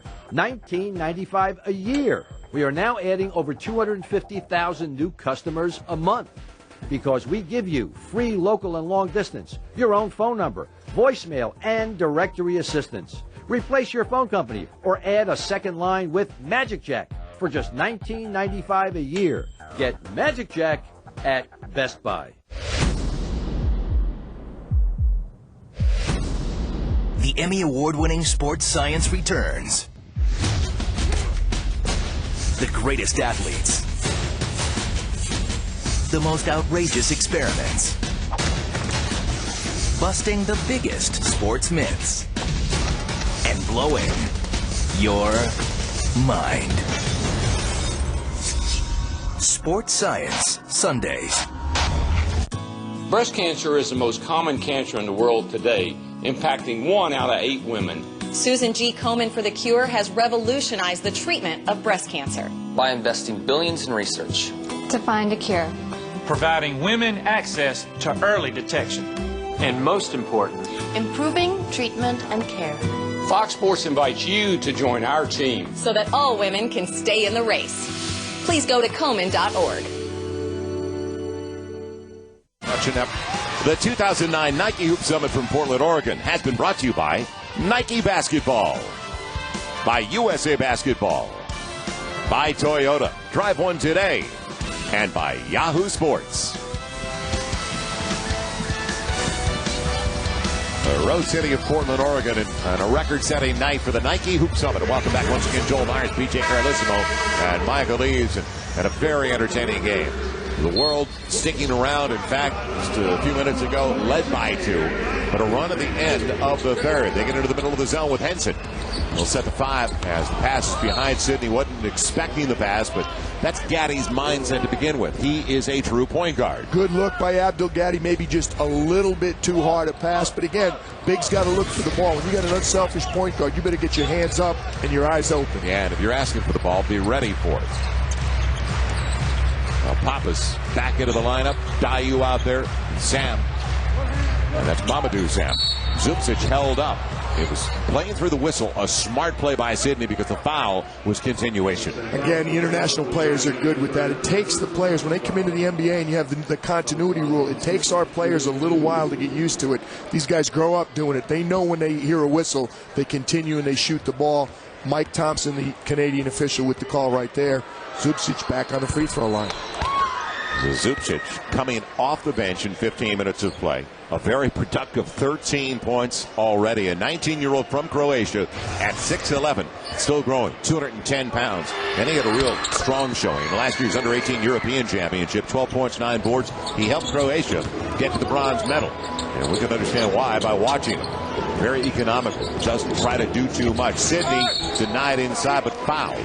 And it's going to be on Dayu. He'll get a couple of free throws. Heck of an entry pass by Avery Bradley. We talked about his ability to not just play off the ball. You know, fire and ice, he's used to playing with Abdul Gaddy, and Gaddy's the point guard. But he's got a good enough handle, and he sees the floor well enough himself to also play the point guard. It's going to be interesting to watch Rick Barnes, particularly when they get sorted out who's coming back, who's not coming back at Texas, how they use Avery Bradley. Sidney just led Fairfax High School in L.A. to the city section title game. They lost, though, to Taft High School of Woodland Hills. So he gets 1 of 2. Les McDonald keeps it alive, though. Gaddy for the triple. And across it goes. Loose ball foul on Henson. But back to Renardo Sidney. 3 years ago, though. And he was playing down at Artesia. And Artesia Lakewood Artesia High School, and he led them to a Southern section title before he played his last couple of years at Fairfax High School. Full court pressure. Zubcic, interestingly enough, handling the ball, and Macvan. They got the big guys bringing the ball up. 9 to play in regulation, I emphasize. 71-63. 4 10-minute quarters. 24-second clock. Zubcic out of control, and they say no walk, a foul instead, and an opportunity for a 3-point trip. Well, he did walk, but that's the international travel, the extra step. He gets away with it right there. But you got to realize how big Tomislav Zubcic is. There's the extra step, no question about it. He goes in, but again, the pick and roll, it's going to be hard. Our players are not happy, but he also gets the roll. That's one, again, internationally. The ball's hanging on the rim like that, you can wipe it out. But for our players to pick that up that quickly, it's very difficult. So the 3-point play again, and now, like Macvan was the story in the first half, it's Zubcic in the second half with 17 points in 15 minutes. And he's been able to get to the line. Xavier Henry challenged on the 3, and a good run out that time by Pappas. Well, good pressure on the shot. More importantly, the world has the U.S. playing in the half court. That's to their advantage. Macvan finding the big guy downstairs, and the bottom of the basket blocked Dayu that time. Let's head over to Michael Eaves. Joe, you know, people always said that basketball was not a contact sport, but based on that fall we saw John Hall take a little bit earlier, it is a contact sport. And you'll notice some of the players tonight have on this sleeve on their elbow, either right or left. This is part of the Nike Pro Combat apparel. It's basically designed specifically for basketball to give them protection without restricting mobility. Now, LeBron James and Amari Stoudemire debuted this technology at the NBA All-Star Game, but even back last summer, Team USA, some guys from Nike, Kobe Bryant, Carmelo Anthony, started testing out this protection in Beijing. And as physical as the game is now, they need this protection. One thing you cannot see because the shorts are so long, they also have the same technology on their shorts. So when the guys hit the floor on their thighs or even banging in the post, PJ, they get that protection that other guys didn't have back in the day. Now, some people might say guys are a little soft right now, but hey, they got the protection to play pretty hard. No, Michael, it's a great point. Manu Ginobili, we talked about him before. He plays with thigh pads and hip pads. Looks like a football player. And he's also got the flak jacket, only it's a lot lighter. That's the new materials that they're coming up with. A lot of players in the pros wearing it. You just don't see it because they're underneath. It's not easy to see, but you tell the high school kids, hey, this is what LeBron's wearing, this is what Manu Ginobili's wearing, this is what the NBA players are wearing. I want it. Doesn't matter whether they're getting hit or not. And as you and I both know, with Manu Ginobili, who we know well, he's a human pinball anyway, so it's got to be required for him. Well, he needs it, and I got to tell you, Macvan needs it too, for sure. Perfect setup. Plumlee didn't get the dunk after the foul by Dayu. 71-66, 8+ to play, and a beautiful entry for Serafon. They're not going anywhere. What about Zubcic? Zubcic recognized it, saw him. Serafon had him on his hip. Zubcic recognized. That's a big player bringing the ball up the court and delivering the pass inside. Bradley and Wall continue to be the story and collaborate there to put Team USA up by 5, 73-68. So they got the starting backcourt in there once again, and it's a good idea with it this close. Xavier Henry stays on the floor with Leslie McDonald and Mason Plumlee. Nobody stopped the basketball. Serafon set up, and Pappas did the work. It's usually been the bigs doing the work. That time it was the guards for a change for the world team. Good penetration by Nikos Pappas. Team USA only up by 3, 73-70. 7-game winning streak on the line. Wall on the curl and on the reverse. What an athlete. 75-70. John Wall with the bucket has 11 and 8 assists. It's going to be tough to bring the ball up the court right now. I see John Wall after Pappas. Good screen by Macvan. And they'll call the travel this time on Macvan. Well, we got a U.S. official. Rick Patzel's going to get the extra step. Macvan doesn't like it. But again, Wall, he just needs a little bit of an opening. But again, he rises up in the air, and he's got the body control to shield the defense and finish. Going to the left side, but shoots it with his right hand. He finishes with his left hand and on the left side of the basket an unusually high amount of times. Well, Avery Bradley in the backcourt. And Avery Bradley set up that last time by John Wall. Quietly, he's up and hitting it at a high percentage, 8 of 10 to 17 points. McDonald and Bradley tried to keep it alive, takes it away from the big guy Serafon. Bradley, decent look. Serafon comes away with it. Team USA now all the way down Well, they're at 48%. I'm looking at the world at 41%. The world hanging in there and getting to the free throw line. Mismatch down in the block. Motiejunas, it'll count if it goes, and it will. Smart play. So the fall away by the 7-footer. He's thin, but he took the hit. Xavier Henry is stronger. He's more physical, but Donatas knows what to do. Watch. Xavier Henry pushes him. Donatas going to finish the shot, concentrating again. The international players are smart enough to play after the whistle. It's the second time we've seen in the last 3 minutes they get the basket and the extra. You know, the young man going to the free throw line in the under-18 and under-20 European Championships this past year playing for Lithuania. They won silver in both, and he was turning MVP in the under-18 tourney. So he's got a ton of international experience, played professionally, doesn't get the free-point play, but Sam comes up with it, and they get a fresh shot clock and an opportunity to tie it, or at least draw within one. Well timed on the block. And the foul as well. 3 free throws coming up for Motiejunas, and he was fouled by John Wall. Well, you never want to foul a jump shooter, particularly the guy shooting a 3-point shot. But again, Motiejunas is going to make this shot. You know, if he's there, his feet are set. That's good pressure by John Wall, but you got to understand, when their feet are set, they're going to make the shot. That's a careless foul. U.S. doing what they didn't want to do. They're letting the world team hang around. Rob Beveridge, their coach, is delighted.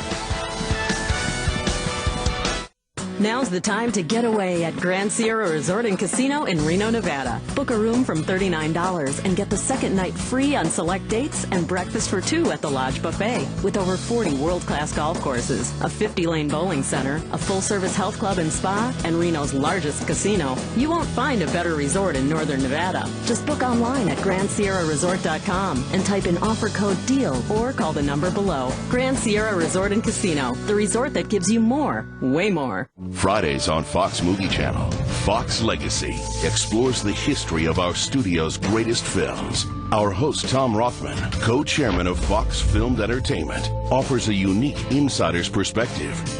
The alchemy of great filmmaking. Daring imagination, tremendous stylistic confidence. All that remains is to write it, cast it, direct it, and finish it well. Easy, right? Fox Legacy, Fridays on Fox Movie Channel. Offensively, let's run motion. Move, move. I want to see man motion. They're trying to match up anyway, and they're trying to play match up anyway. So move, cut, screen for each other. Set pick and rolls for each other. Man motion, all right? Man motion. So they're trying to match up.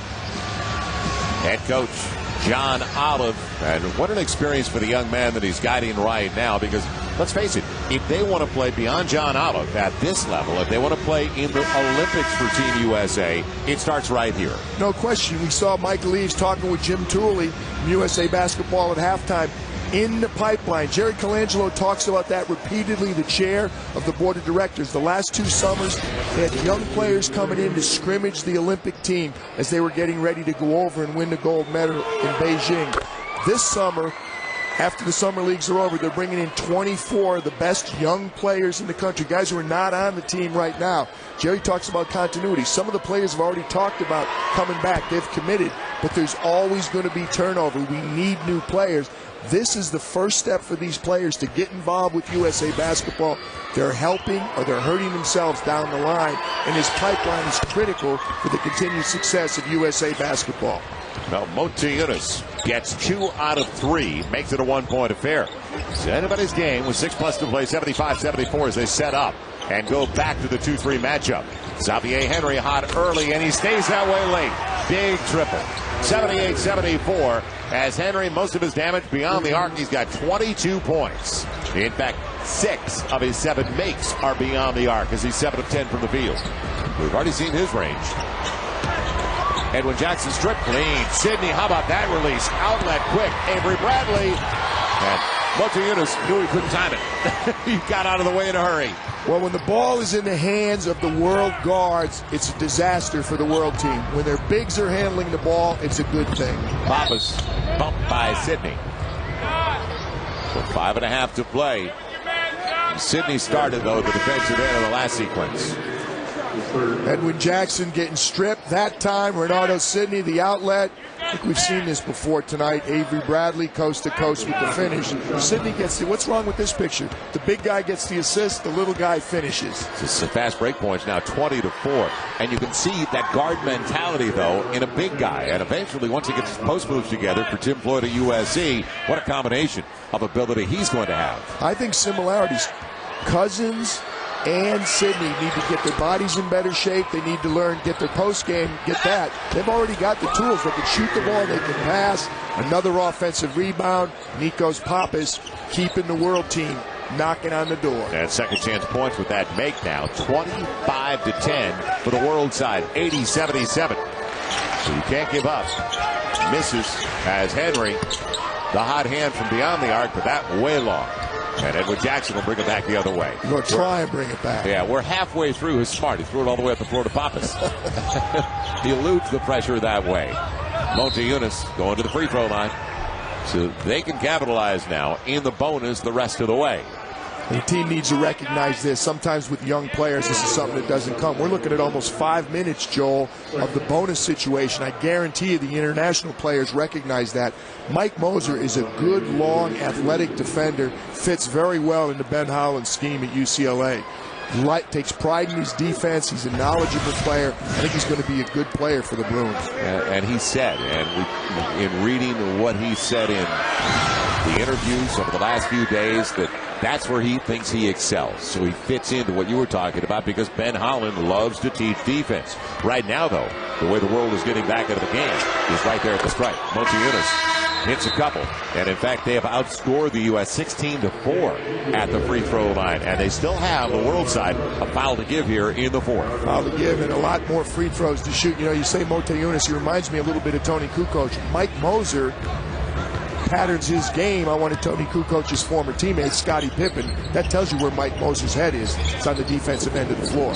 Got a feeling you're going to see Motiejunas play on this side of the Atlantic in the very near future. He's already played a couple of years of pro ball in Europe. Now, 7 of the shot clock. John Wall has got to make a decision. It's his own. Man, on the long two. It'll be deflected over to Moser. Can he save it? Yes. Tried to flip it behind his back. Motiejunas with the foul. So they are using their last foul now with 4:28 to play. And the rest of the way, both teams will shoot. As checking back in, John Henson, headed to North Carolina. Mike Moser sits down. Portland native out of Grant High School. Crunch time with 4:28 to play, and a lot of people here in Portland surprised by the way things have developed. Well, they should be enjoying it. It's been a much better basketball game than I anticipated. Cousins denied, but boy, talk about the sea parting. Nobody at home in the lane. Serafon with the foul. And time now for our Toyota play of the game, all brought to you by your local Toyota dealers. And it's a slam dunk on this one. No question. He does it on both ends. John Wall creates the steal, comes up with the loose ball. And how about this pass? Draws the defense, left hand over for the finish. Easy finish for Avery Bradley. John Wall, great work on both ends of the floor. Easily the best player of the game so far. Well, DeMarcus Cousins misses the first of 2 very important free throws. The U.S. only 4 of 11 at the line.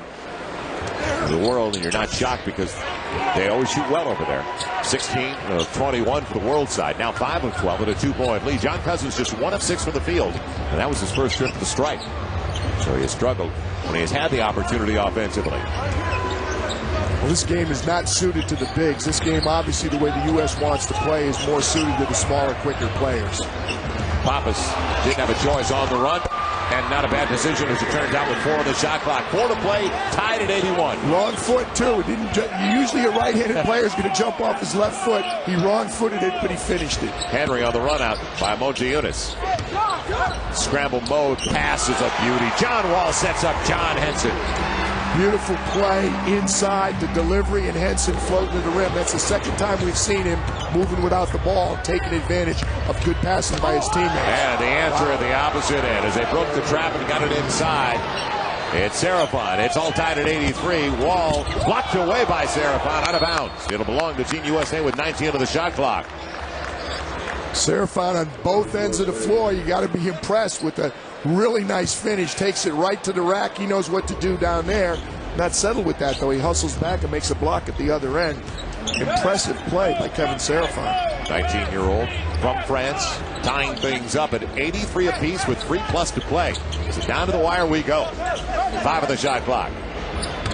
Bradley got to go up.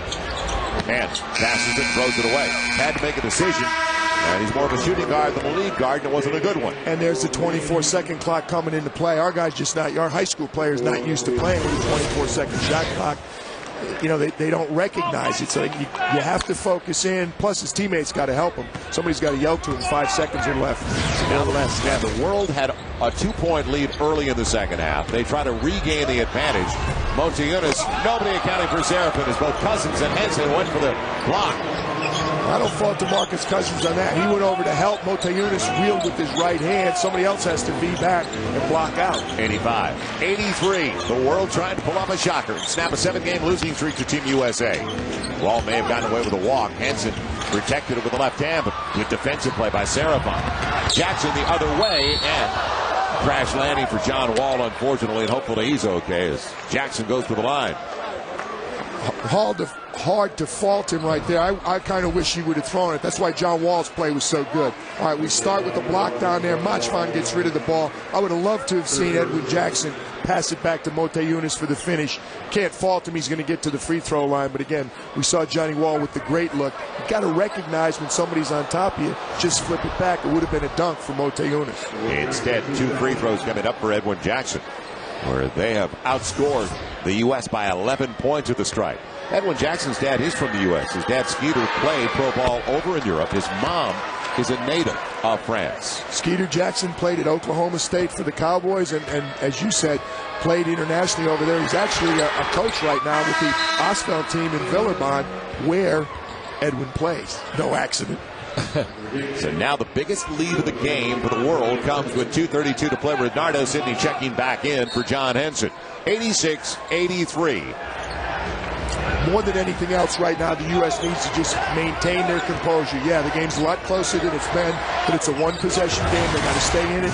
They got to win the game with defense and patience on offense. Henry in the air and almost caught Sidney.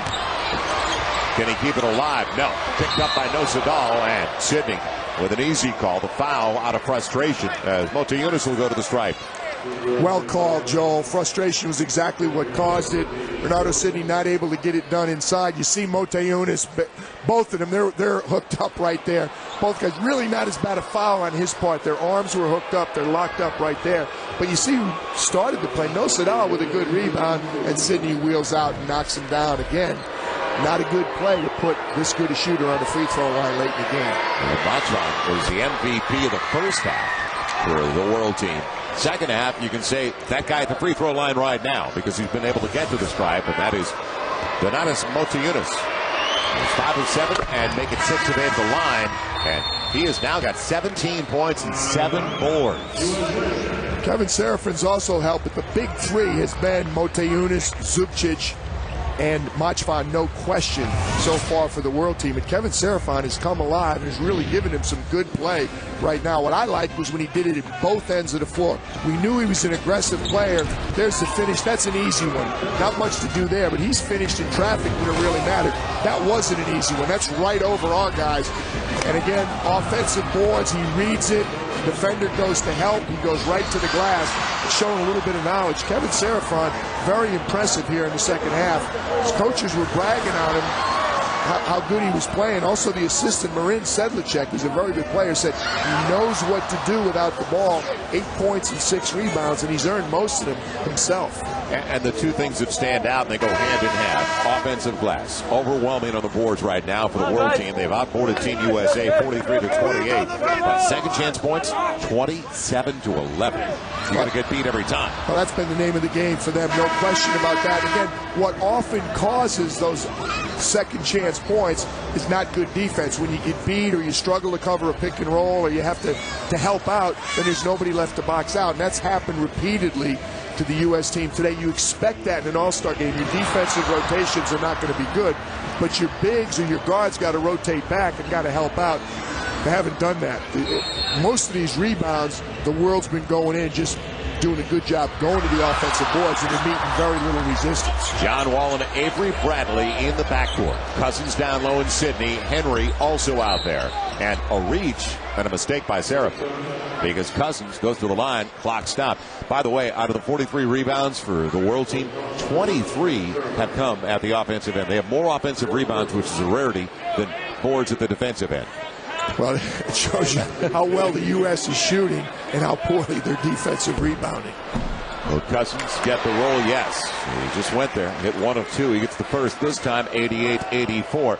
And with, as opposed to the college 35-second clock, with the FIBA and NBA 24-second clock, it is still up in the air for Team USA as Seraphin clears it out. Seraphin was also up in the air to get that rebound. Over the top, the trap in the backcourt. They don't have to gamble defensively as Nosadal finds a little breathing room. Now, 8 out of 10 of the shot clock. Macvan, big time, hits the triple over Xavier Henry. Clutch, 91-84, especially at this juncture of the game. So, Macvan, I said he was the first half MVP. May wrapped it up there with 23 and 13. Wall creates. Wow. He wanted contact. He won't get it, but he'll get the bucket. And that'll take us to a timeout in a 5-point game. Well, he got the contact. He didn't get the foul from the official, Joel. You called it perfectly. John Wall leaves his feet, goes right into the man.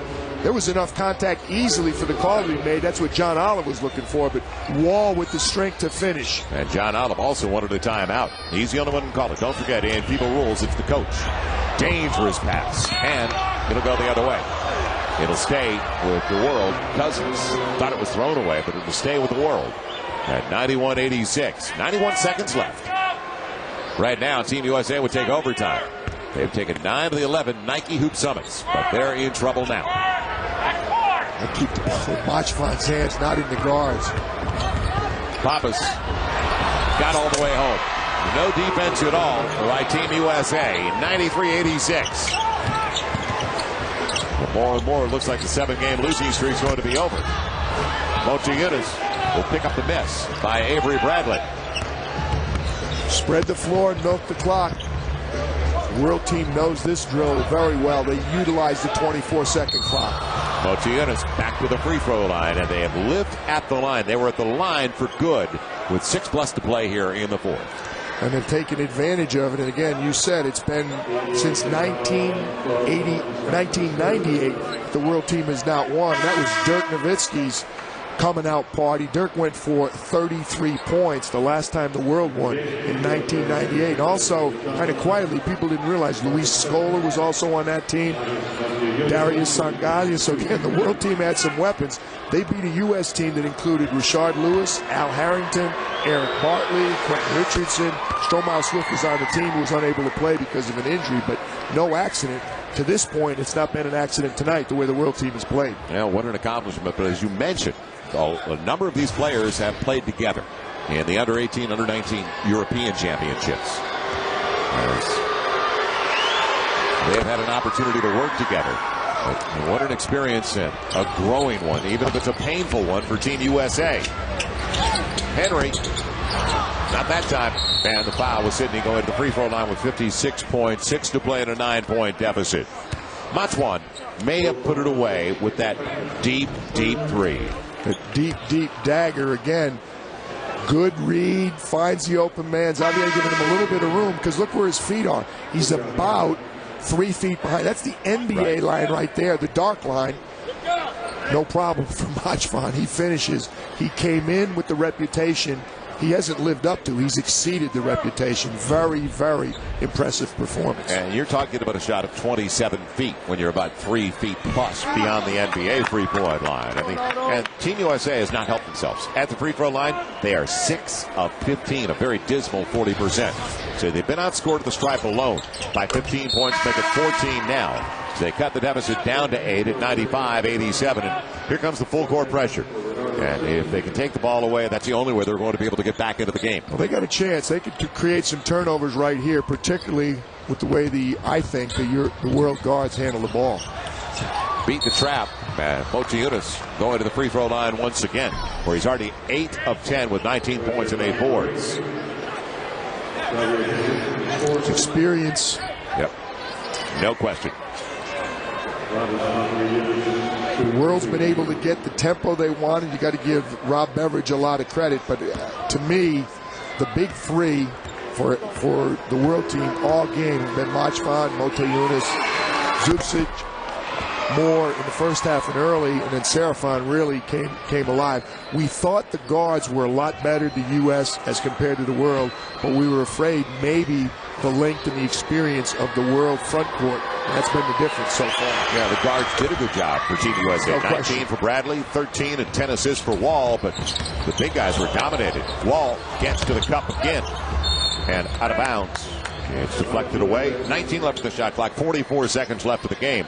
The difference is Macvan's 23, Motiejunas 20, Zubcic off the bench with 17. So baseline, the key, as McDonald will have it sail over the glass and picked up by Serafin, another guy who came through. So Serafin, huge for the team in the second half. He's playing for Cholet in France, actually born in French Guiana. He's played a lot better. I thought he was a thug and played well, and I say that in a good sense in practice, but I didn't expect him to be this effective in the game. He's better than just a physical player. He knows how to play basketball. Motiejunas hits the deck as he will go back to the free throw line on the foul by Henson. Well, it's easy to see why Motiejunas has enjoyed so much recognition already. You know, you mentioned he was the MVP of the under-18 tournament, but again, he's playing at a tough level. He plays for an excellent team, Kaunas, Aizčebak, in Lithuania, and again, so many good players. Arvydas Sabonis played in this building, great Lithuanian player, but Marciulionis came over, a lot of guys, and he fits that mold. They said as he was coming up, he was going to be, one of the best players in the history of Lithuania, which I thought was a strong statement. I think they're right. He is that good. Well, that is the story of the game. That, in a nutshell, the missed free throw and Serafin with the rebound, because they were dominated on the glass, completely controlling the glass. So as good as the backcourt was for Team USA, there were deficiencies downstairs for them in this matchup. Well, and again, it wasn't necessarily that their bigs outplayed our bigs. It wasn't always the one-to-one matchups. It was all the other things. You really had three big world players doing a lot of good things, whether it was inside or outside, rebounding, passing the ball. We talk about their bigs. They have a lot of assists. They move the ball. They found each other. So you kind of had three bigs for the world team and three smalls on the floor for the U.S. team. And the bigs were able to win out. Yeah, they look like real complete players. Edwin Jackson wanted to, but the game is over. And then throws it away with 10.9 to play. So the 7-game winning streak for Team USA, it is snapped here in the Rose Garden in Portland, Oregon, as the world is up by 10. And on the spin, Wall had to take it away by Serafin. It'll still belong to Team USA. Well, great futures, though, there's no question, when you look at Wall and Bradley. That's for the University of Washington, and also wherever John Wall ends up. And I mentioned Bradley, he's actually Texas. I'm thinking of Gaddy, who's headed to the University of Washington, and they have a nice guard as well in Abdul Gaddy. Very nice guard to go with already. A very impressive young backcourt returner for Lorenzo Romar. That'll do it. And the world stuns Team USA at the Rose Garden in Portland, Oregon. And congratulations. Rob Beveridge celebrating Marin Sedlacek, his assistant coach. And a complete effort by their team at both ends of the floor, the way they got the tempo in their direction. No question, they deserved it. They outplayed our players. In spurts, the U.S. looked very, very good. But at other times during the game, you could see the experience of the world team, and particularly the front court, was too much for our young players. And also, particularly in playing together before, and the international experience the world players have. Plus, because it's so much earlier that they can sign and play professionally, a wealth of experience at all different levels as we head over to Michael Eaves. Michael? Yeah, Joe, here with the head coach of the world team, Rob Beveridge, and talked to you at halftime. You were writing the game, but you changed the tempo, and your bigs really dominated that for second half. These bigs are probably the smartest bigs that we've had from a basketball IQ. In the 5 years I've done that. And it was really important that we got the ball in their hands. I mean, Macvan, just an unbelievable talent. He dictated the tempo. He rebounded for us. And then we had Donatas. He stepped up as well. He knocked down the foul shots. It's just an incredible feeling that we could follow our game plan. When the chips were down, we just kept back to the game plan of slowing it down, moving the ball. When we did that, we played some really beautiful basketball. You absolutely did. Congratulations on a tremendous victory. Go celebrate with these kids. They got a lot to be proud of. Thank you very much. All right, Rob Beveridge from Australia, the head coach of the world team. And as you said, Joel, 7 straight games Team USA had won. The world's going to celebrate this one tonight. All right, thank you, Michael. And I think what Rob Beveridge pointed out right at the outset of that conversation with Michael, the smartest bigs that the internationals have had for some time, Macvan, Zupcic off the bench, and then the guy who took over in the second half and got to the free throw line, Motiejunas. Knowing how to play, and people shouldn't be surprised. There's good players outside the United States. You heard George Raveling talk about it. Don't be surprised. They are this good. Yeah, we talk about the globalization of basketball. You brought up Dirk Nowitzki on the international side the last time they won. Well, it is only getting better for all of us because the level of play is so high right now all over the globe. For PJ Carlissimo and Michael Eaves, I'm Joel Myers. Thanks for joining us. The world takes over in the second half and shocks the U.S. They win it 97-89. So long, everybody, from the Rose Garden in Portland, Oregon, as you've been watching the 2009 Nike Hoop Summit. So long.